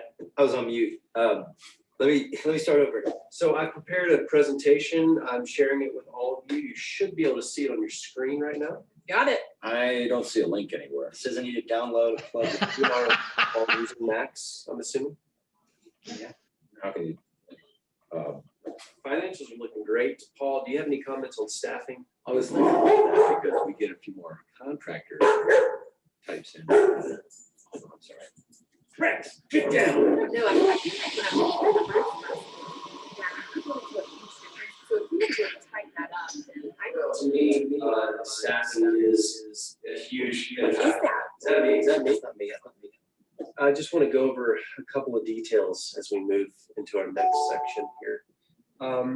We got 3 new departments coming on. Break it up a little bit, guys. By the end of Q3. So I need everyone to give me detailed evaluations each Sorry, month guys. so that we know. That's it, guys. Beth, you'll send out a recap email that could have basically taken the place of this whole meeting, correct? Yeah, always do. Yeah, thanks for doing that, Beth. Dave, you been here the whole time? Yeah. Huh. Well, thanks everyone once again. Oh, one more. That's great. So we've come a long way, baby. That is great. Okay. Thanks. Before we get going, we're going to take a picture for our good friend and District Public Image Chair Arturo, who can't make it this morning. So if everyone would please smile. 1, 2, 3. Great. Arturo, if you haven't had a chance to work with him, he is a gem. All right. We will make up the 15 minutes quickly. So not a problem. We'll still be done by 12:30. So there are 2 documents that we feel it's important to be familiar with, kind of in your AGLG toolbox. And we're going to go over both of them quickly. We're not going to go over them in detail, but we will kind of go through them and kind of highlight key points for you to consider. And the first one is the Be a Vibrant Club manual. So give me 1 second. Okay. If you can all see my screen, this is the 4th page of the 4-page Be a Vibrant Club manual. Many of you took the Be a Vibrant Club training, so you may be familiar with this. If you haven't taken the training, my expectation is that when you go through this, you'll say, well, that makes sense and that makes sense, because you've all been in leadership positions. And so I don't expect you're going to have a lot of surprises. But having said that, we started doing these workshops last year. They were very well received.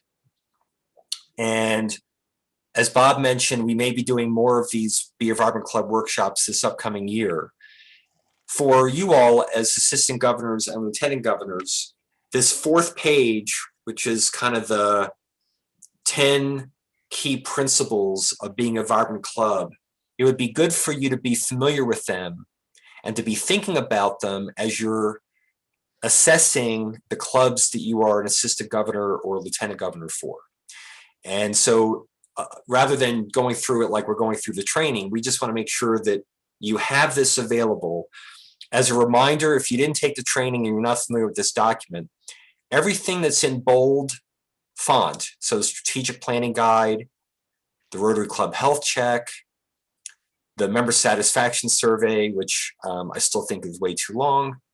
All of these, if you click on them, will bring up, if you're logged in, Rotary documents, which again, and I'll add them to our AGLG toolkit in Club Runner.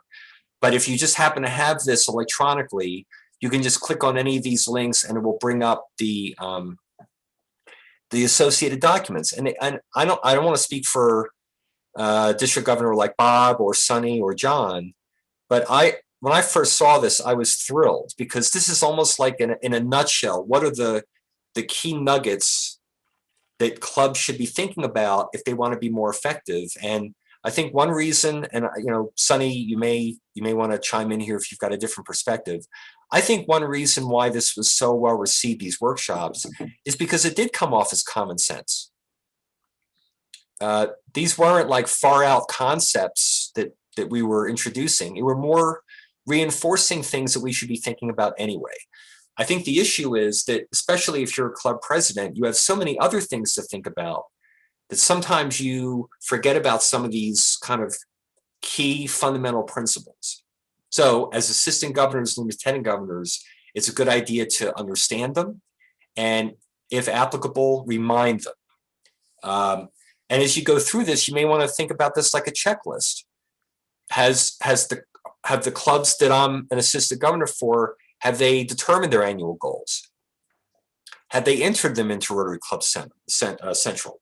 Are they monitoring them to determine if the club is accomplishing their goals or if they're not?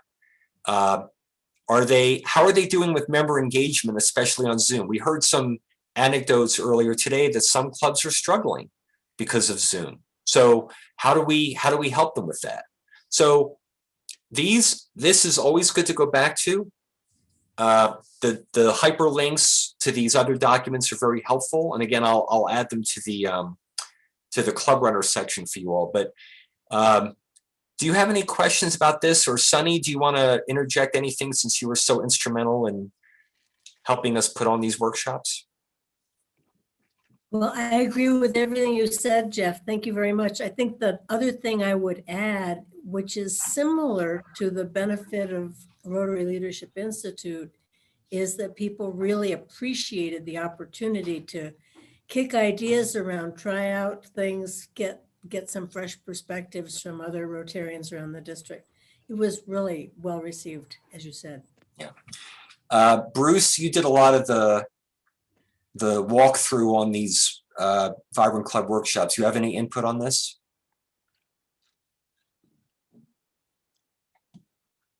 Bruce? Not hearing Bruce. The only other thing I would say about this, again, one reason I really like this is even if a club is vibrant, they can always be more vibrant. There's no such thing as perfection, right? So if you happen to be an assistant governor for a club that's doing well, they can strive for more. No reason to settle. So any questions about Be a Vibrant Club before we move on to the Club President's Manual? Again, just be familiar with this. And I would expect there'll be opportunities where you can introduce or reinforce some of these in your club visits or with club boards. Okay, we've got a chat. Bruce is back. Bruce, do you have any, we just kind of quickly went through this since you were kind of the lead trainer. Did you have any insights on what you noticed when we did these Vibrant Club workshops about the interest from the participants and kind of grasping these kind of key concepts? I thought that this was well received at PETS, pre-PETS, and as an eye opener for some of them, but generally the feedback was very positive. That these were things that they really needed to think about, and perhaps had glossed over before. So yeah, I think it was very well received. Thank you, and you did a great job. Okay, any questions about Be a Vibrant Club before we shift over to the Club President's Manual? Like we talked about in our breakout session, you may not be subject matter experts, but you should be acclimated and familiar with all of this. So FGG, Bob had his hand up. Jeff? Oh, go ahead, Bob. For me, I just have three factors that I look at to determine whether a club is vibrant or not. That I learned it in one of my training sessions, and one is it growing? Is it productive? And is it a fun club? If it has those three aspects, then I would say it's vibrant. So think of when you look at your clubs and you walk away from a club, think, are they growing? Are they productive? And are they fun? And then you got a vibrant club, or maybe they have some work to do in one of those areas. What I really like about that, Bob, growing is a present participle verb, meaning it's continual, right? So they may be growing slowly, but that may be good given the times we're in right now. So you're kind of charting things over time. And that's another reason, if you're a new assistant governor, to have some discussions with the current assistant governor for the clubs, because that's where you'll get a sense of how they're doing now. Have they been growing, as Bob said, or are they having struggles? So excellent. Okay. I'm going to shift over to the Club President's Manual. And again, the Club President's Manual is in your Club Runner materials. And just like with Be a Vibrant Club, it's good to be acclimated to this. And I would just point out a few things, and Bob or Sonny or anyone else, if you want to interject, feel free. Keep in mind that these always get updated, but this is the manual for this upcoming Rotary year. This first section, I think, is really important because it's the new stuff. And that's one of the things I like about the manual is it starts with, hey, everyone, here's some things that are relatively new. Council legislation met. Please be familiar with these things. So I would say, you know, if you're going to focus on any parts of the President's Manual, be familiar with all of these new items here. It includes, as an example, the Rotaract clubs being part of Rotary International, right? So it's good to know that. So please be familiar with this first section because it's the new stuff. And when you were club president, if you've been an AG for a little while, this may not have been in place. So please make yourself familiar with this first part. And I'm going to scroll, and I apologize if you're getting headaches while I'm scrolling. You know, the manual is very well organized. And I would say that the first part, give me 1 second. Here. So what I really like about the manual, and again, I think it's improved over the years, is it kind of has these checklists. So as president-elect, which is right now, they should be doing these things. And we will be reinforcing these in pets. Bob has already been reaching out to them throughout the Rotary year. I've been reaching out to them. You also should be checking in to see if the presidents-elect are doing these things, right? So even though if you're a new assistant governor, even though your term does not officially start until July 1st, there's things for you to do now, right? So here's the checklist for presidents-elect. It's awesome. And then, of course, there's a slightly larger checklist for what they should be doing when they're president. So for me, if I had the president's manual, I would want to focus on that first part, which is the new stuff, and these checklists. Obviously, if you take some time and go through the manual, you'll find some other nuggets. But if you just focused on these things, that would really help you in terms of making sure that the incoming presidents are staying on track with what they need to do.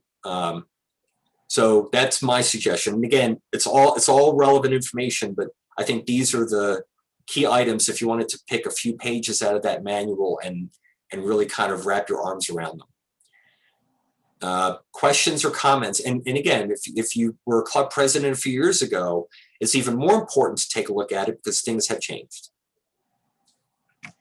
Comments, questions? And again, both of these are in your Club Runner toolbox. You can access them at any time. One nice thing about meeting electronically is you don't need to print out copies of these things right now. Just have them available. Jeff? Yes. It's Marge. Has Sunny made all her visits for clubs, or is she doing that? Or what are we doing on that? Well, Jeff isn't the one who would know about that, Marjorie. That would be me. Okay. I can That's tell why you. I asked. I have visited all of the clubs that are meeting except for, I believe, 2. And the ones who aren't meeting have received a 12-minute video from me in lieu of a club visit, along with an invitation to call me if they'd ever like me to come by. It's all virtual this year at the recommendation of Rotary International, but I'm available. Well, I don't know that you've come to Tucumcari, so I'll put a bug in their I ear. did, but yeah, I'd be happy to come back. Okay. Invite me anytime. Jeff, it's Debbie. Yes. I noticed in that President's Manual an abbreviation that I'm not sure I know what it means, and that is RIBI, R-I-B-I. I think, and some of you may know differently, that may be the Rotary International for Britain and Ireland. Yes, right. Yes, yeah, very good. Is that what it is? Yeah. No. So it's kind of like a faction of RI that kind of has its own, they're like bigger than a zone, but they kind of have their own identity, but they're still part of RI. Thanks, Debbie. Okay, any other questions before we turn it over to Danette? I have a question. Yeah. So are these manuals taken from Rotary International, like the main page, or are they produced by who? They are Rotary International documents. Okay. So that I don't know if there's something like that for Rotaract, or maybe I can develop something for the upcoming presidents, or if there's something like that. It's a good point. I'm not familiar, at least I'm not familiar with a lot of let's say Rotaract International documents like we have Rotary International documents, but there probably are some. I mean, there's certainly RI documents on how to start a Rotaract club and things like that, but I'm really not sure if there's a lot like those for Rotaract. I think they should, and maybe the Rotaract groups got together and maybe generated some documents similar to that. I don't know. I think that's something that we should explore. Yeah, the zone might have some information on that as well. Right. Our zone coordinator for Rotaract. Yeah. Yeah, I'll check on that as well. Thanks. Yep. Thanks, Lisa. Thank you. This is Debbie, and I have noticed some Rotaract documents on the RI website. So what I would suggest is just go to Rotary International. Can Rotaractors create a My Rotary profile on the RI website? Yes. So make sure you've done that. Go to My Rotary, and then in the Google search box for the Rotary International website, just put in, for example, Rotaract President's Manual and see if something comes up. Yeah. Because I have seen quite a few Rotaract documents on RI. Yeah. Yeah. So, and as we talked about before, and Danette can correct me if I'm wrong, what's unfortunate is because you're not because you're in Rotaract, you don't have a club runner account. And maybe there's a way that we can fix that, but at least right now that we don't have that option. So, okay, we're going to turn it over to Danette. And before Danette starts, I do want to just, especially for those of you who are new,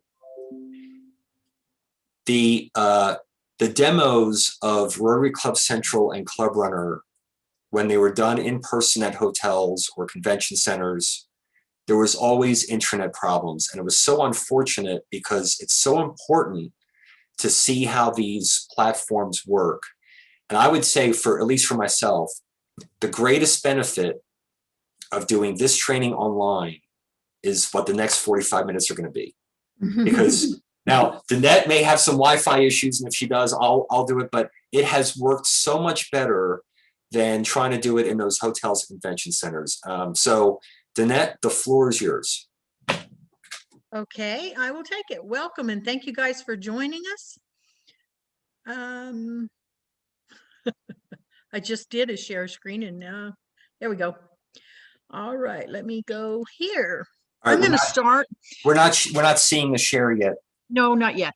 Oh, okay. I'm going to start with Rotary International. So you should see my screen now. And basically the way I got here is rotary.org. You will need an account. So you will definitely need to go on and create yourself an account if you don't have one. There are so many valuable things in this website, and I don't have time to cover them all, but some of the things I would encourage you to go check out is membership. Membership, there are just an unbelievable amount of information that will help your clubs with how to develop your membership and how to grow your membership. They're great things. Another thing that I think Arturo is covering in detail, so I won't, is the brand center. This year, we do need to update all the clubs with their brands, and that means on their websites, on their documents, on their flyers. And now Rotary gives you incredible help with that. It is drop dead easy, you guys. You simply type in a couple of things and you can create a logo for a club. It's an incredible tool. So I encourage you to attend his work session and learn all about that. Right now, I'm going to go into Club Central because that's the first thing you're probably going to deal with your presidents.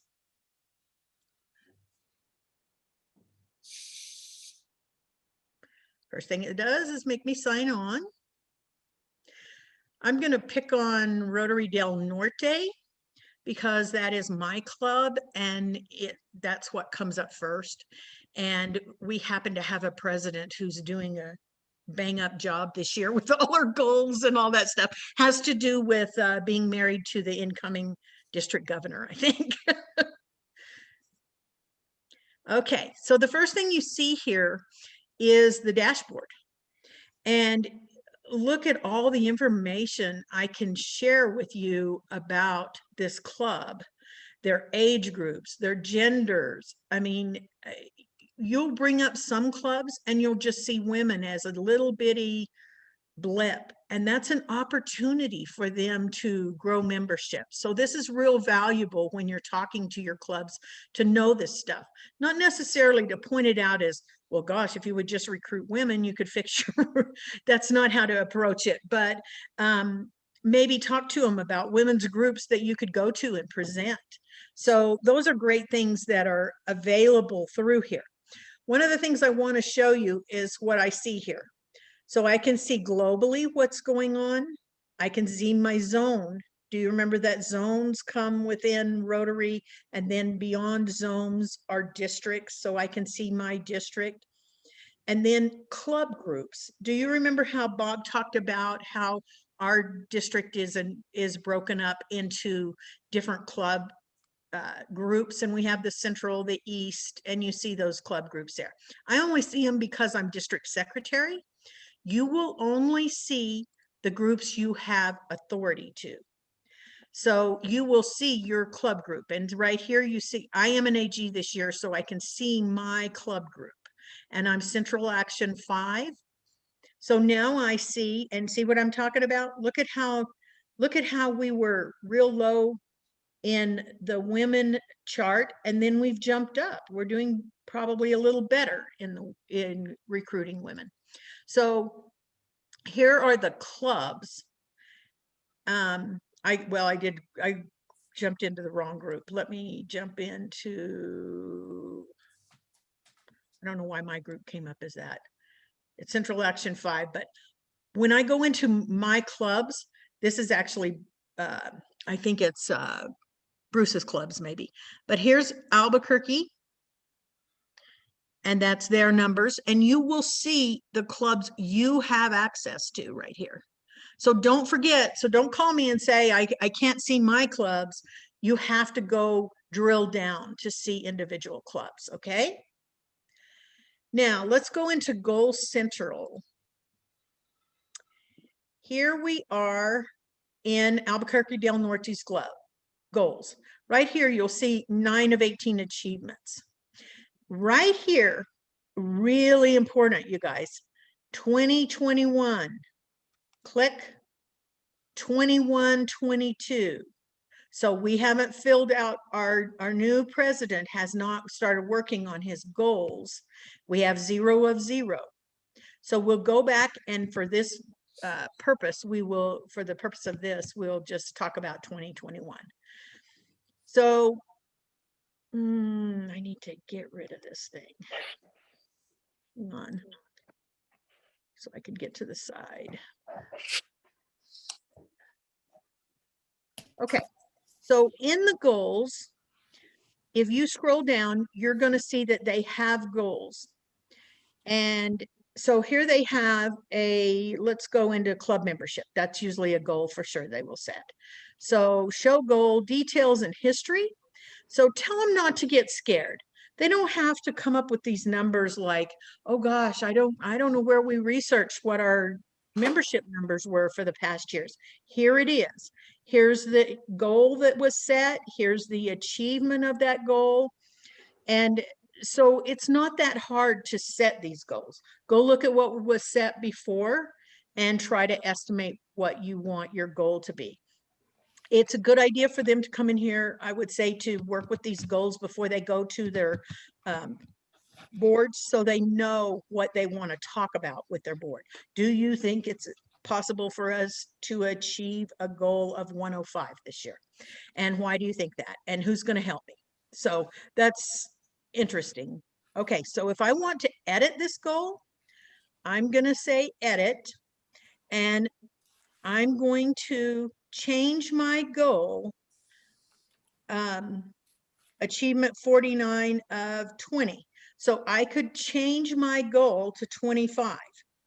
You can also select and unselect a goal. So here's a good example. We're not going to have RILA this year. They may have all put that they were going to have 4 people involved in RILA. So they can unselect that goal even as they go through the year. You can add and subtract from your goal. I think it's important to do that, although it's kind of like setting a budget. How realistic is it if you don't achieve it, if you didn't set it at the first part? Well, I think it's important for clubs because it keeps them dynamic and it keeps them thinking about where they're going. So have them go in and unselect RILA, let's say. But here's the important part. When they put in a goal, there's a save button right here. This is not logical for how we use websites. Save is not usually up here. So I have lots of people who call me and say, I put in all my goals and they disappeared. It's because you didn't push save right here. So help them with that. When you work with them, be sure and tell them to put in a couple of goals, let you go look at them, and then if there's nothing there, you'll know that they didn't select save. So that's Club Central. That's the main thing that to cover in Club Central, I think, is that. I like reports. Here's a report you're going to call me asking about. It's good to come in here and look at all these reports you can run on your clubs. I mean, just all kinds of clubs. But look up here, Rotary Foundation Giving. Click on that and do Club Recognition Summary. Yeah. So write that down because you're going to call me and say, how do I know who has Paul Harris points? This is it. Great tool. So they can come in here and find out who has points that they can give to people, how much they've given. Here's our members and here's their points. And here's how many points they have available. As you see at the top, clubs have more points and members have points. So that's important to know.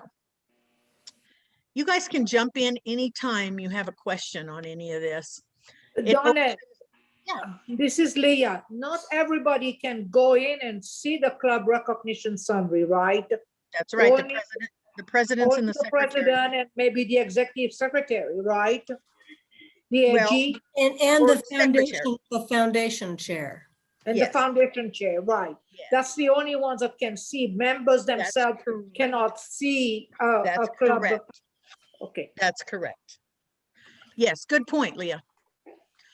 Okay. And this is highly confidential information. Yes. Okay, so I'll close it so you weren't studying our numbers. Here's what he was talking about, club ratings. We aren't, I don't believe, Bob and I talked about it, I don't believe we're doing club ratings this year. So, but it does give you some things to think about with clubs. So that's all important and kind of touches about fundraising reports, Grand Center, I went over that. Okay, so I want to jump in with the rest of my time into the district website. So here we are in the district website. At the bottom of the district website is the instructions on how to log in. So if you have presidents or members who can't log in, here's how to do it. I do want to talk a little bit about the relationship. When we talk Club Runner, that's a product that is designed for Rotary clubs to put out a web page and to track members and to do events and to collect dues and take attendance. And I mean, it's just very, very comprehensive, very unique to Rotary. If the club has purchased and pays for Club Runner, they will probably know that because that's how they create their website. It's how they do all kinds of things. And if they do that, they don't have to come into the district website. The club feeds the district with the membership and the executive officers, et cetera, and then the district feeds RI. So this is all automated. So if I go in, if John Drewston calls me and says, I'm changing my phone number and I change it, it will automatically populate up to RI. And it will for the secretaries and the presidents have the authority to come in and change things on the district website.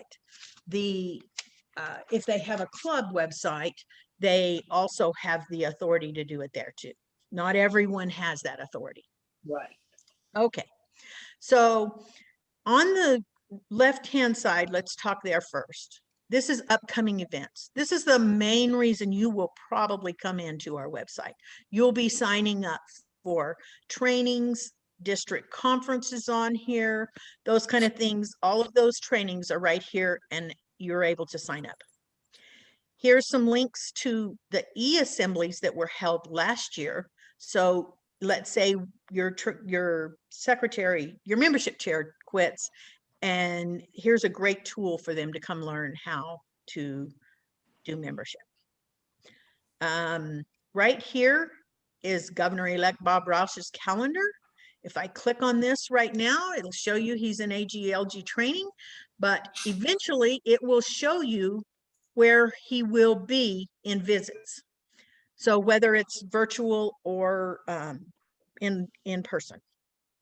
Right here is the org chart you all can see. So Jen, I hope you're listening. She just asked me this question. Here's your district org chart. This is something you guys will use many times. So you're going to come in here and you're going to say, I have a club who's having problems, doesn't know what to do with membership or wants to form a new extension club. Here's John Morrison. I can click right here and it will email John directly. So there's his phone number that you click on it and it emails him and he can respond to you. Great tool. So all of us are in here. The bookkeeper's in here, everybody's in here. And then if you go down here, you'll get into assistant area governors. It's titled that because there's no such thing as lieutenant governors in Rotary. But here's the first lieutenant governor, Tony Pino. So here we are in the org chart and we can contact and find out who's responsible for anything we have a question about. Once again, really important, here's the current year. So for you, if you're asking a next year question, you'll bump into next year because Jim Hatcher was last year's membership chair. But if you come down here, you'll find that we have a new membership chair for next year. So it'll depend on what year you're asking the question. So that's important. And that's the org chart. Here's one with photos. Back when we used to meet live, we kept our photos better. And we need to, if you have photos and you don't have them in this website, please send me your photo. So, because it really does help to put a name with a face. Here's a PDG directory. Here's how, so if I click on that, all of the PDGs would show up. Here's different Rotary links. So then let's talk about the center of the page. This is something Gary wrote for us about COVID. It's kind of something the state put out and he helped to enhance it to include Texas. This is our COVID safe service projects. This is really a valuable tool to talk about with your presidents. So if they say, you know, we're not doing anything with service, well, here we have some ideas for you. Same with Speakers Bureau. Here is our district conference and our projected agenda. Diversity statement, Sunny's bio, Bob's bio, and those login instruction. My information, Debbie's information, and the public image chair information. Important to know, we will be doing the same thing next year with a new person writing the newsletter. So if you have newsletter articles or your clubs have newsletter articles, that it will still go to, they have transferred that Gmail account, and I can't think of it right off my head. It's something like Rotary Material that Don was using. The new person will be using that.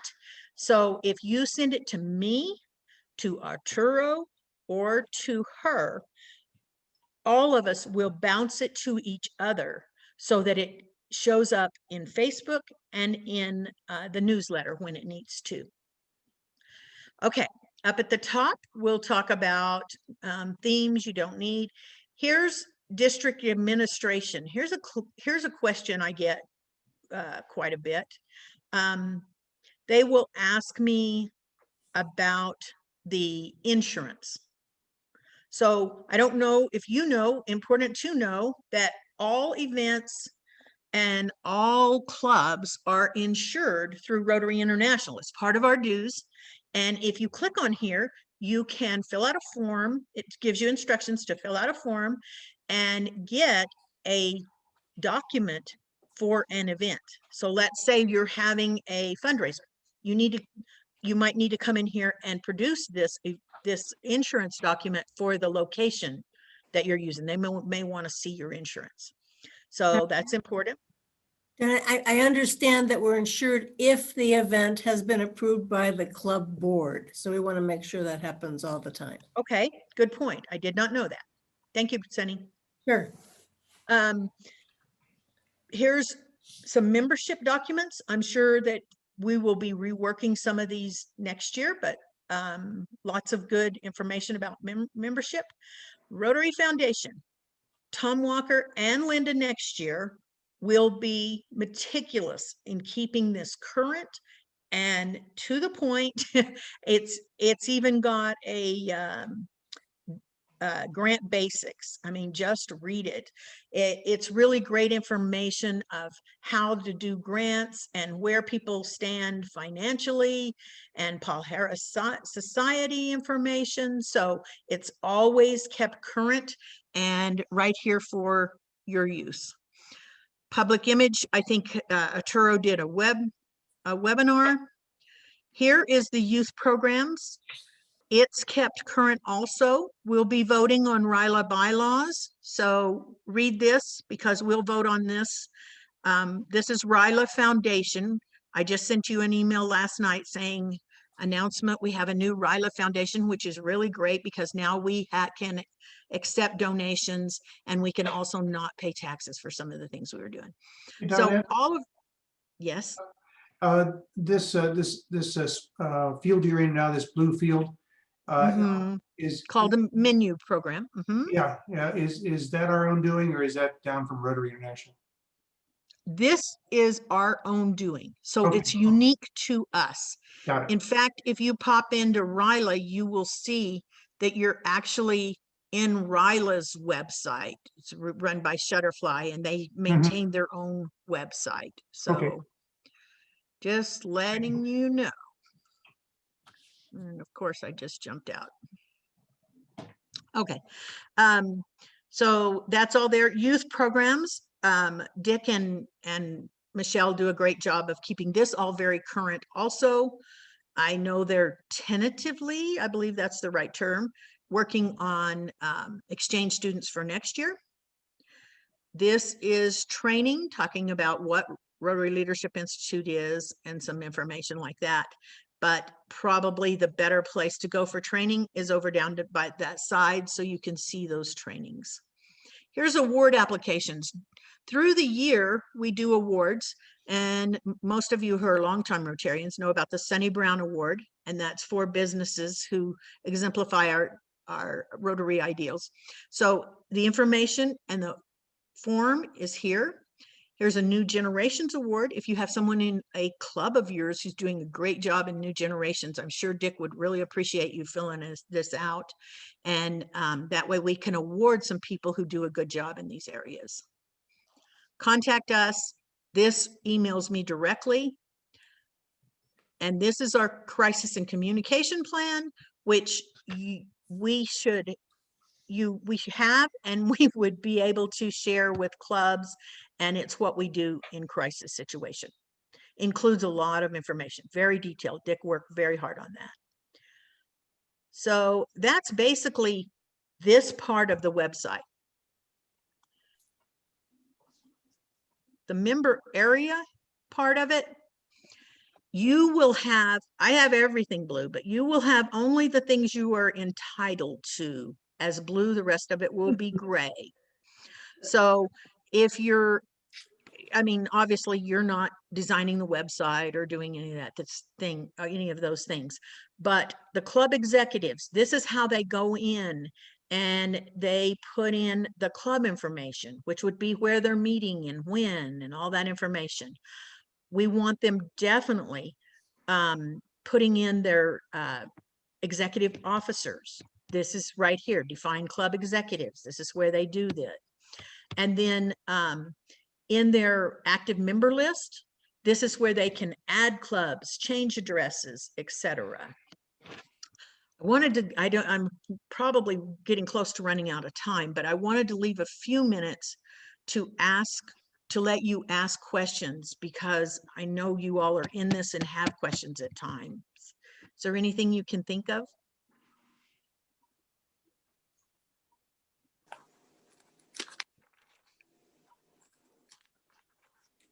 Okay, I must have covered every single thing in this whole thing. You will definitely have questions later. Yes, you will. You will, definitely. I will tell you that this product, it does have some limitations. However, it is one of the best as far as feeding RI and letting us set up events to sign up for and managing who's going to those and all that good stuff. So it's not the easiest to work through, but we do now have a Geek Squad team that will help you if you want to do specific things. And if you just have a general question, I'll be glad to help you. And I've certainly put people on Zoom and walked them through how to do pieces of this. So let me know anything you need. Am I getting close to out of time? You're good, Danette. Okay. Quick question. I don't know if you covered it back in Rotary Club Central, but I know it does come up. For people who are going to be officially an assistant governor July 1st, but they're not one now, can they access club information? Or This is a problem. I've never been able to determine, because I can see everything, exactly when that is. I don't believe you have access now. You can just go see if you have access, but at some point that magic switch flips and you'll be able to see more information about your clubs. So the recommendation would be to be in touch with your predecessor. Right. If you need access to something and don't have it now. Correct. I will talk a little bit about, since I have a few more minutes, I'll talk about RI synchronization. The clubs can come in and run under membership something here called RI synchronization. Do I not see it under here? At the very end there. Okay, I've got it covered up by your pictures. RI member synchronization. What this does is it runs a report saying, here are the members that are missing in RI. Here are the members who are missing in Club Runner. Here's the information that is different in those two systems. I have noticed in the last couple of years, they no longer let me update email addresses. So for instance, Bob Rush has a new email address And I try to update that and it just kept giving me errors that I can't do it. Well, the reason I can't do it is because your sign-on for Rotary International is your email address. So it has to be changed both places. So if they're having trouble with that, that may be why. It's really important for those RI member synchronizations to be perfect, January 1 and July 1, because that's when they do their billing. So I send out many emails to the secretary saying, be sure your billing is in sync, because otherwise you will get billed with what Rotary International has. And for the most part, you're going to find that Rotary International usually has more members than Club Runner. So they pay attention to that, and that's very important to them to know that.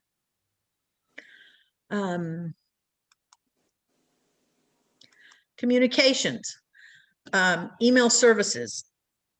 I really like this product because we can email the entire district, the entire club, the officers, different people, and so can the clubs if they're using this product, which is really, really nice, because I can go in here and just email the entire club something if we want to. And it's important.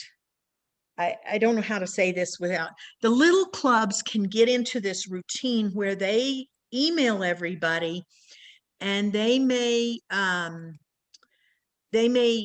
copy people, and then it is so easy to do copy all reply. And you will get these tit for tat comments that can be avoided if you'll use Club Runner. I'll just say that. So here, there's all kinds of reporting here that you can run for committees, etc. You can set up things like, you could set up who's doing the pledge next week in a club, and it will notify those people, hey, you're leading the pledge next week. So it's really comprehensive of everything it will do. Attendance. Bob, what are they? Do you mind weighing in for just a minute on attendance? I know we're at 50%. I don't think that Rotary International is watching attendance anymore and tracking attendance, but tell me what their official take is. I haven't heard any, I can't speak off the top of my head, but the philosophy and the direction we're taking is to be really loosey-goosey, so people can be as active or as they want to be in their clubs, as far as how often they attend, how long they stay in the meeting. I haven't reviewed the rules, but I think there's no Rotary police anymore on this kind of stuff.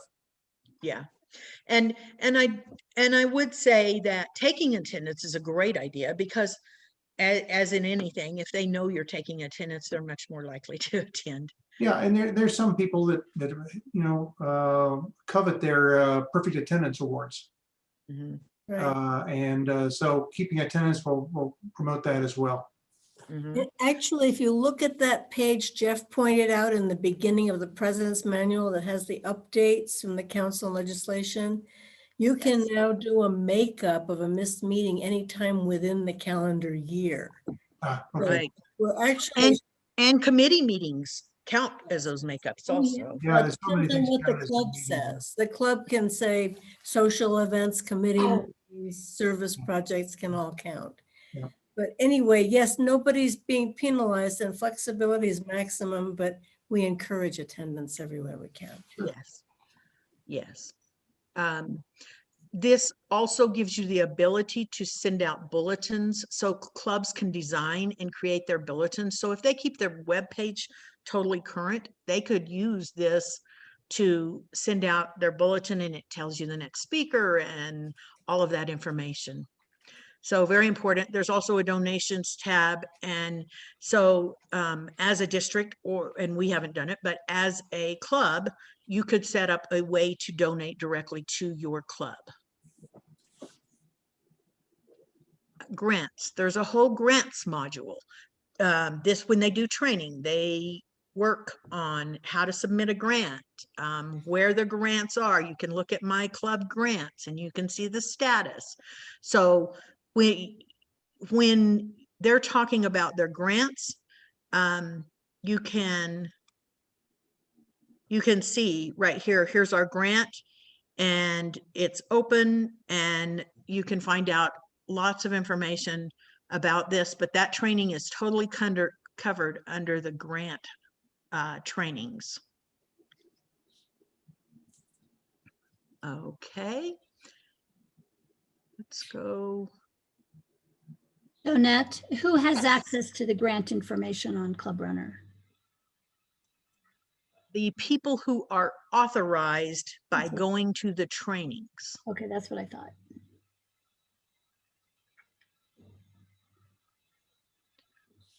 And if I might add, since we have 2 years of grants open at any given time, if it's not the same people, the people that went to the grant training for that year are the ones who can access it. So if you went last year but not this year, you can see this year or last year but not this year. Makes sense. Thank you, That's Tom. just that's the way the module works. Donette, this is just the district grants. It's not any other grants, correct? That's correct. As in your community grants? Global grants. Global grants. Global grants. Ron, and she kind of went through it, but or past it. It's called Grant Center on the RI website. It's under the way I get to it is under Take Action. It says apply for a grant, and then the next column will have Grant Center. So that's how you get into it. But you do have to log in through the My Rotary. Okay, good. Yeah, I was just looking at the on this 5520 and looking at some grants, and it looked like it was just showing district grants is all. Well, this is Club Runner, and that's for district grants. We pay about $1,100-1,200 a year for access to the grant module, and that's how we do it. So the district grants are only on the district website. The global grants are only on the RI website. Okay. Very good. I'm leaving the last, most important for you all to the last. So you do not have to be signed on here to access this. And anytime you do a visit, and let me tell you what constitutes a visit. Anytime you have any communication with a club, the visit form should be filled out. So it's under administration, district administration, and at the bottom is the club visit form. So this is what we're asking you to do. What it does automatically for you is send this information to the governor, to the lieutenant governor, and back to yourself, I believe. So you're going to put the name of the visit, the club name, your email address. You're going to choose your lieutenant governor. You're going to choose what type of visit it is. And so it can be social. We call those quarterly visits official visits. So if you're there as an official visit, that's what that would be. If you're going to a service project, if you're attending a board meeting, there are lots of different types of visits. Then the mode of presentation of the meeting. So it may be just a phone call. It may be just a call to the president saying, or an email, like I emailed Socorro last week. That would be just, I would probably put it under phone call, but I would put down what I did. Important events for the club, some existing challenges you notice, some efforts to increase the membership, the service project involvement, the sense of the club during the visit, how you were received, items the DG or staff could assist with or follow up. This is really important because this is where you could say, hey, they're interested in a grant, but they don't know anything about grants. So if you put that, we are depending on the lieutenant governors to pick that up and help push it along to the people who need to know that. So we can get them in grant training and move them along. Here's the emerging leaders. And here's the additional comments that we were talking about earlier. I believe we talked about it in breakout. I don't know if we talked about it in main session, but here you can write whatever you want here. Know that this is private. It only goes to your lieutenant governor and your assistant governor. So, because some of this could be very private. I mean, I think this club is in trouble. They are talking about disbanding. We don't necessarily need the whole community to know that. So know that these are private comments.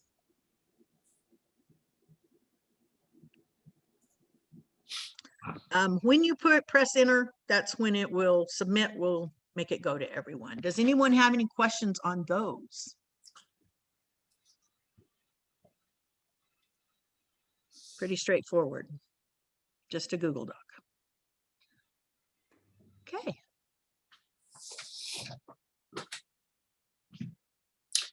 Any questions for Danette?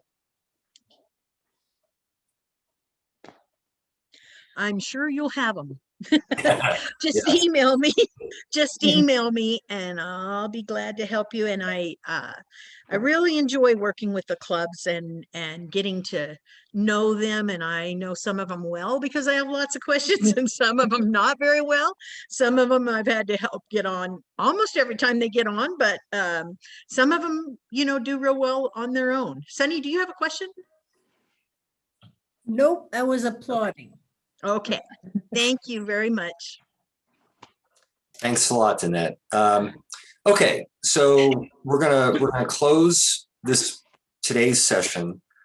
We're gonna do some question and answers. So anything that you may have heard today or anything that was from the Learning Center courses. So we've got a few minutes for that.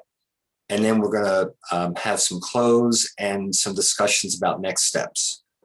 So before we get into that, any questions, anything you'd like to offer just in terms of wrap up for today? Bob? Yeah, once we're all done with the scheduled events, we may have some time at the end. I've queued up Shaker's video again. I think it's going to work. So I'll present it at the end, and after everything else is done, you're certainly welcome to sit here and watch the conclusion. Hopefully it works all the way to the end, or you can sign off if you have timing issues. And I also have it, Bob. So if for whatever reason, if you want me to show it, I will. And again, we'll include that link. One of the files in the Club Runner set of files is a Word file with links to other things, because there's really no way you can store a link. So I'll just keep adding links to that Word file so you can have all that information. Jeff, Alan has a question. Go ahead, Alan.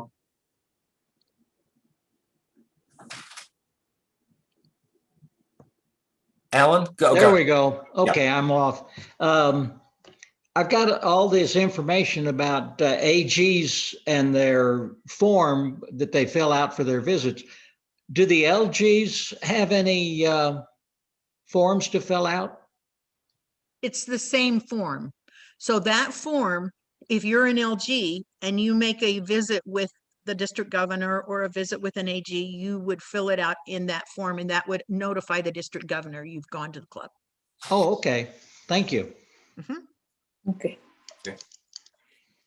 Any other questions or comments? I should say, because this is the first session and the one on the 27th will be longer.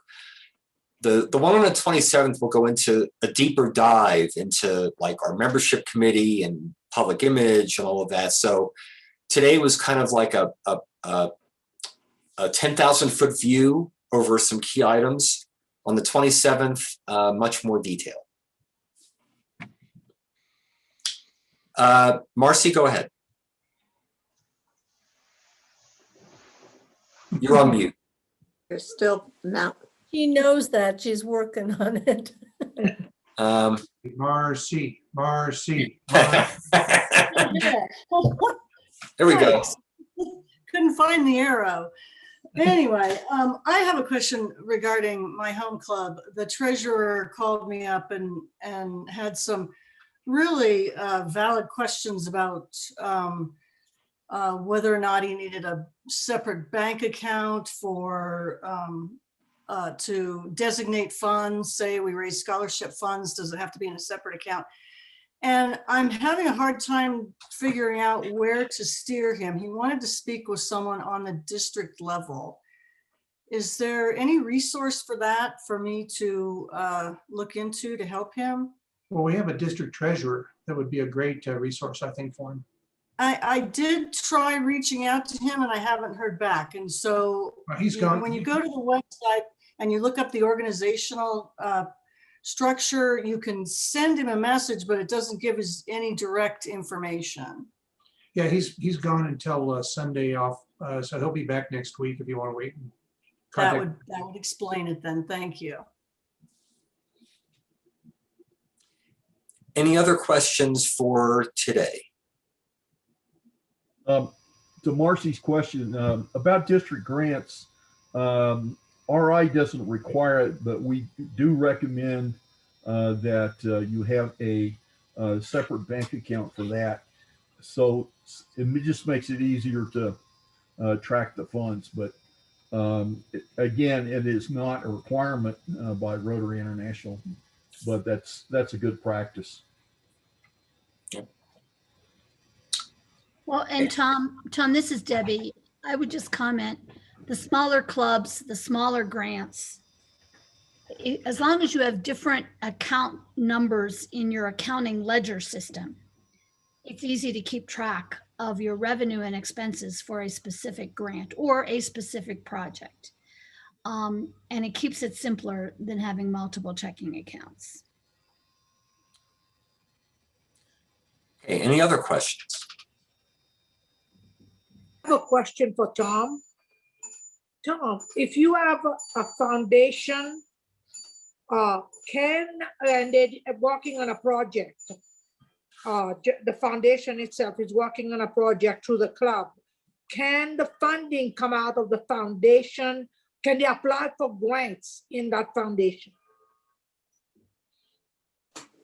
Are you asking if you can ask for a district grant out of the Las Cruces Club? Yeah, Las Cruces Rotary has a foundation, and they want to work on a specific project, and they, you know. Theoretically, your foundation is a separate entity from your club. Right. And we only work with clubs. So now the board of directors and the board of the foundation can work out some kind of agreement, but our agreement will be with the club. With the club. So the best way would be for them to transfer the funds from the foundation to the club. That way they can get a grant through the club instead. And that is Albuquerque also has a foundation, and the agreement that the foundation has with the club is in the old days we had matching. So the money would come from the district and the matching money would come out of the foundation, and the club would use it. Okay, I see. Tom, I have a question about that because I've been reading up on the donor advised fund. We have a donor advised fund. Our foundation is essentially a donor advised fund, which is held within the Rotary Foundation. And according to the donor advised fund program brochure, I can only withdraw money from the donor advised fund and give it to other 501c3s. Yep. Right. So how I would spend that money on a project, I can't unless I'm giving it to another 501c3 to execute the project. Correct. But if the 501c3 is to the club is not a 501c3. It's not a Club is a 501c4. Yeah. So it gets into how your foundation is set up. Yeah. what it is allowed to do. In Albuquerque's case, it does not, there's no prohibition against giving money to the club. Gotcha. In some of them, there is such a thing. And that's why in setting up foundations, well, it's like building a database.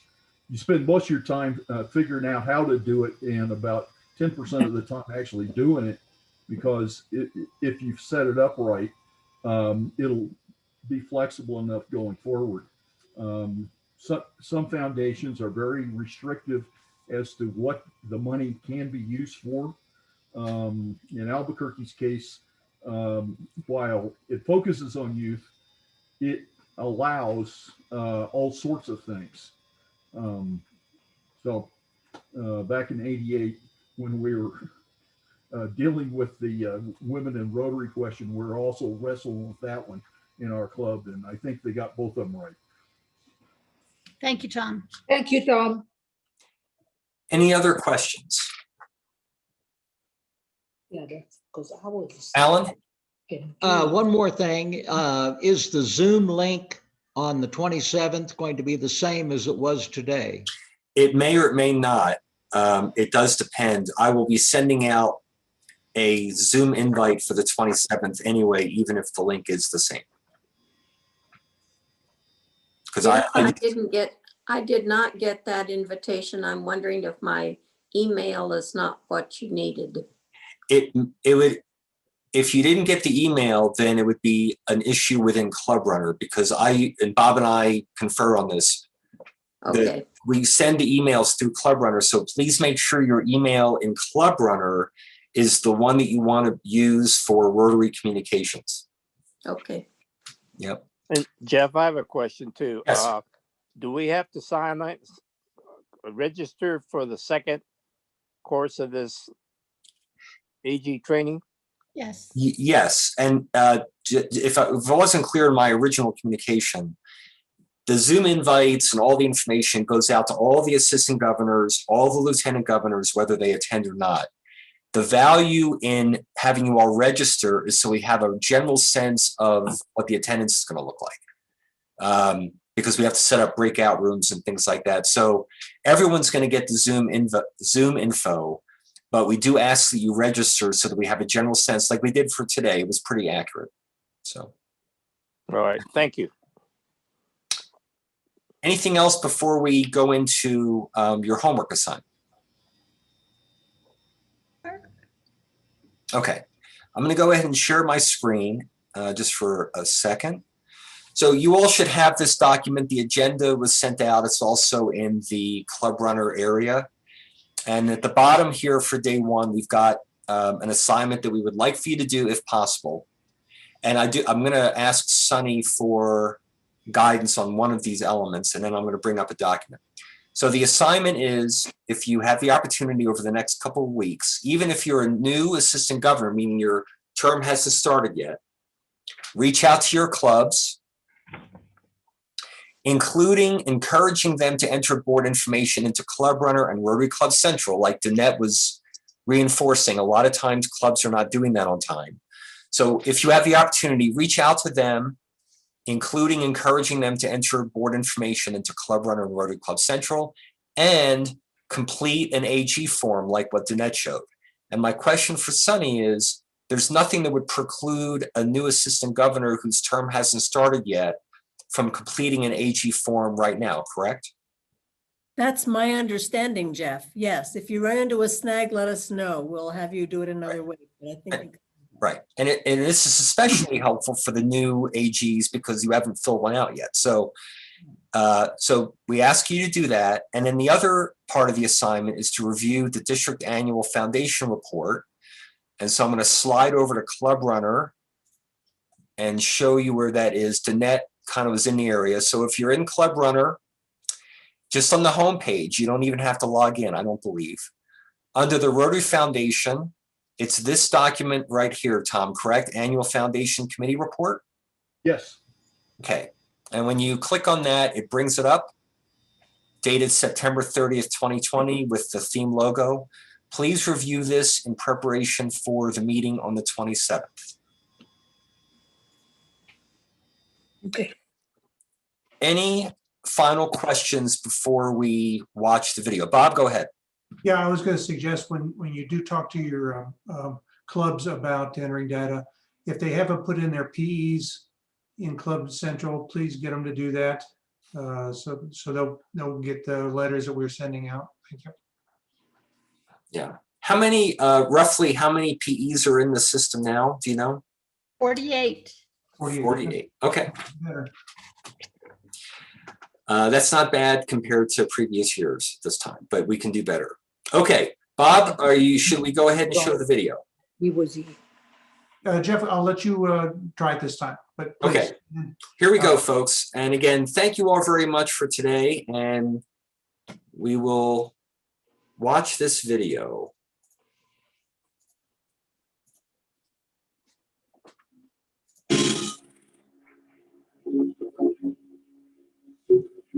Namaste.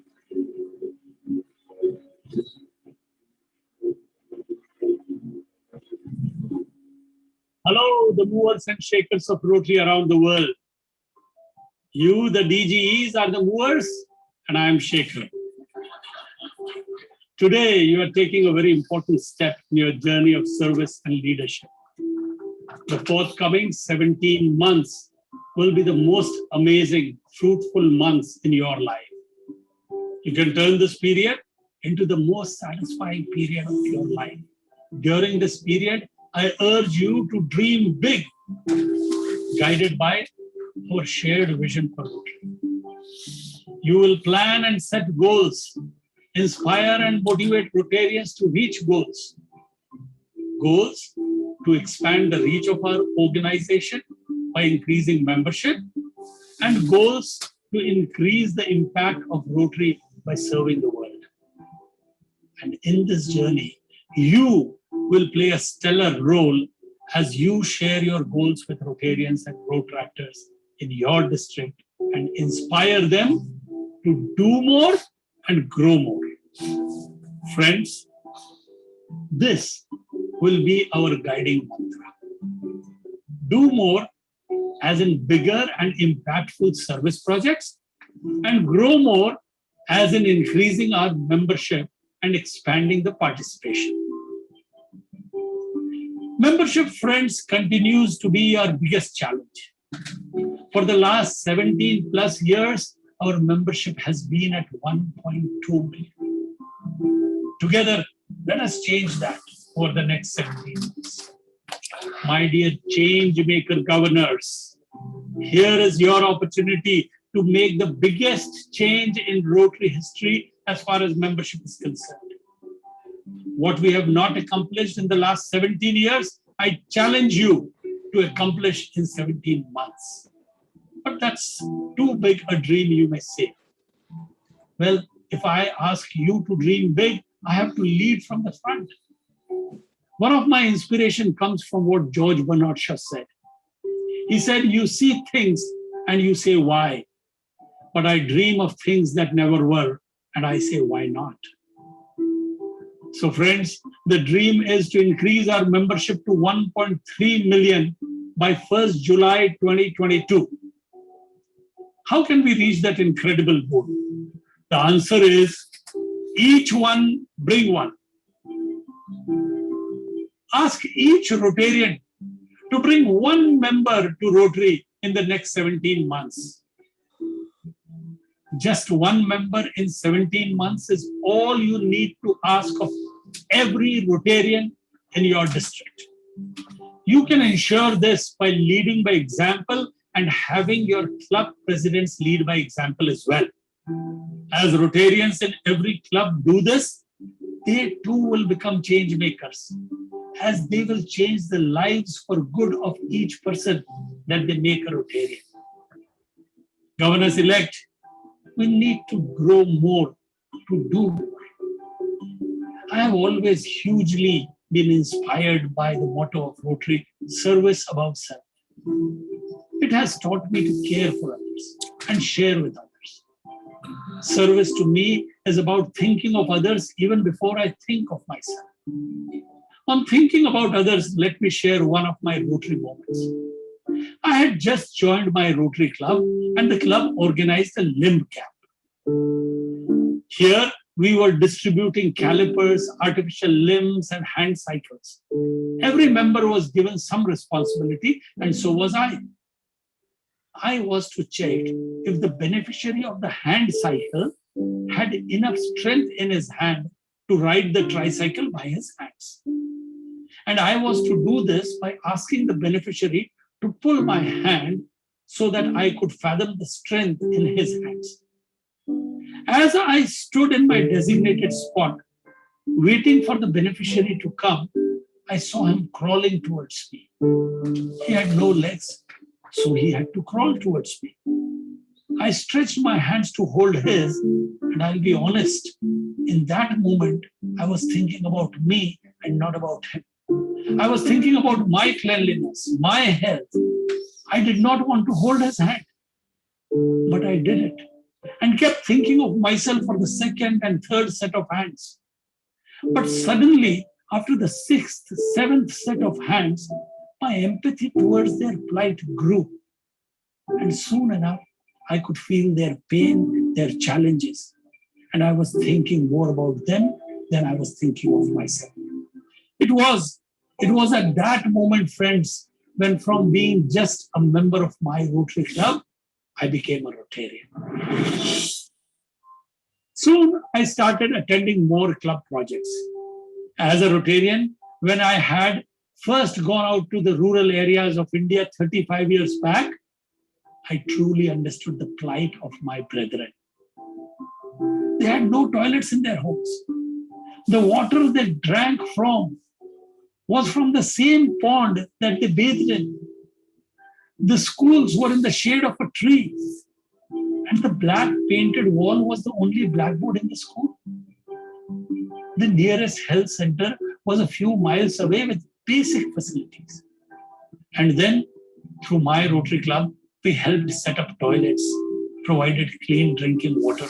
We enhanced the education system and set up world-class health facilities, not just in my community or my city, but in my country.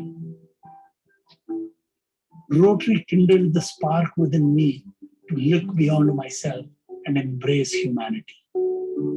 Service became a way of life for me, and my life's guiding philosophy became, service is the rent I pay for the space I occupy on this earth. And I want to be a good tenant of this earth. I'm sure each of you also has found your opportunity to serve. You too may have provided eyesight to the blind, food to the hungry, homes to the homeless. They may have been small opportunities of service or large projects. More than just the size, it is the attitude that defines service. Gandhi was once getting up on a train. Even as he was getting up on the train started moving and one of his slippers fell off. Gandhi's immediate reaction was to throw his other slipper to where the previous one had fallen. His friend who was traveling with him asked him, "Why did you do that?" Gandhi said, "Someone will find that slipper. What good will be one slipper to him? So I threw the other." Friends, it was a small act of service, but I think it was a big attitude of service. Are we also ready to think of others before we think of ourselves? As Rotarians, we can do just that. Why else have Rotarians spent billions of dollars and volunteer hours over the last 35 plus years to eradicate polio and serve mankind? Why else have we set up thousands of schools, hundreds of hospitals, provided water in parched villages, brought dignity to people by providing toilets in their homes, given the gift of life to tens of thousands of children by doing their heart surgeries? Rotarians keep serving because we want to change lives. One project in Nepal changes the lives of few thousand people. The family health program in Africa has served millions of people. A water project in Haiti has changed the lives of more than 10 million people. Back home in India, the TEACH program of literacy and education has impacted the lives of millions of children. Many of you have been an important part of similar service projects, and you have changed the lives of people. There was a need to serve, and you served. Today, the need to serve has become even more necessary and apparent. So, my dear change maker governors, in the coming Rotary year, I request you, urge you, cajole you to serve people and help to change their lives. So, my dear governors, our theme for the year 2021-2022 is serve to change lives.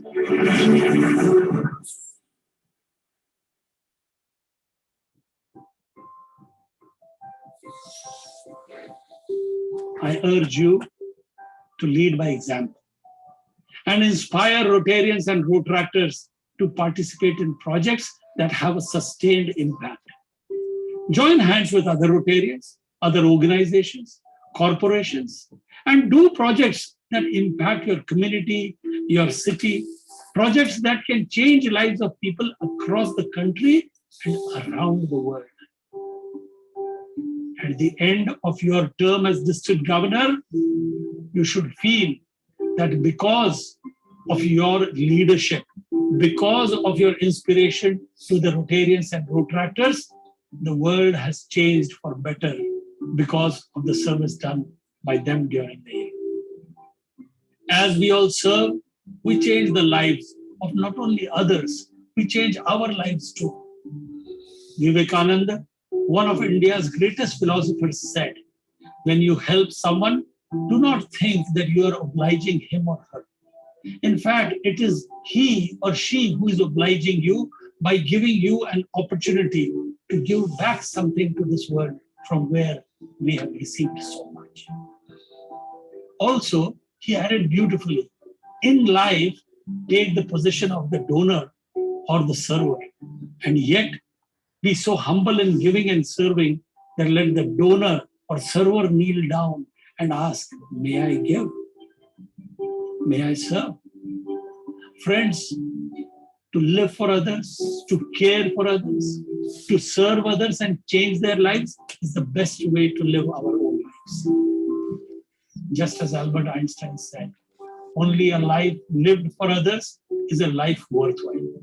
And friends, as we go about our service initiatives, our special focus this year will be on empowering girls. One of Rotary's core values is diversity.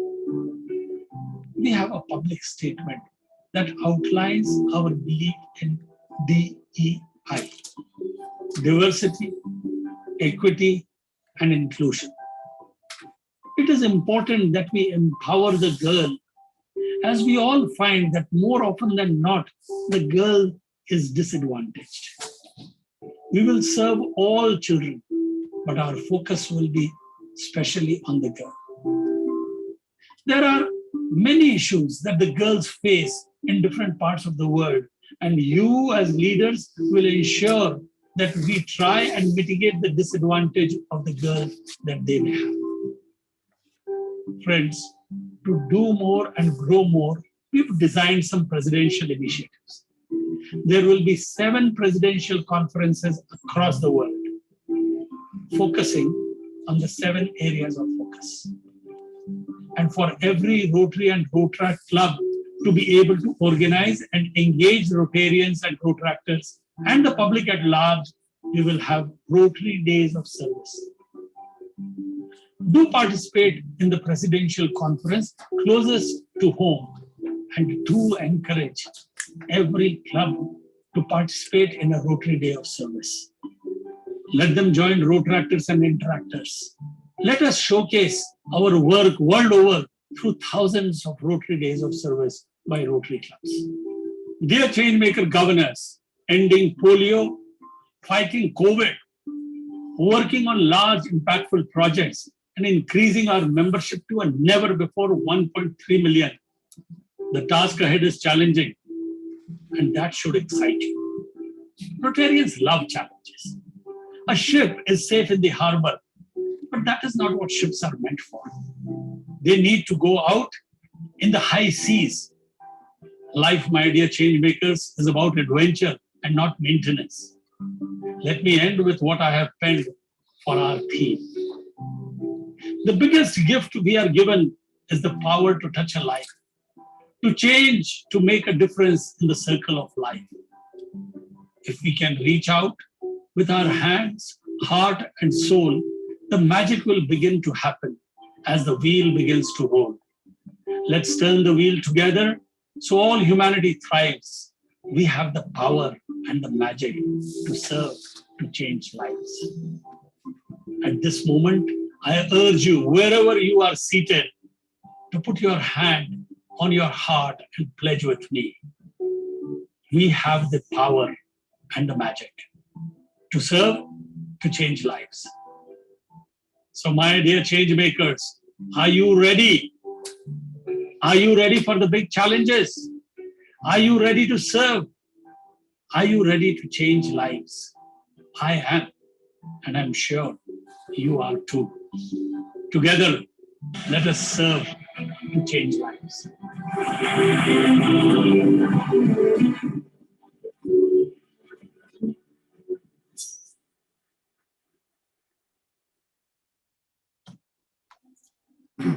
And here in District 5520, we will adapt and grow to serve. Thank you for your time today. Thank you, everyone.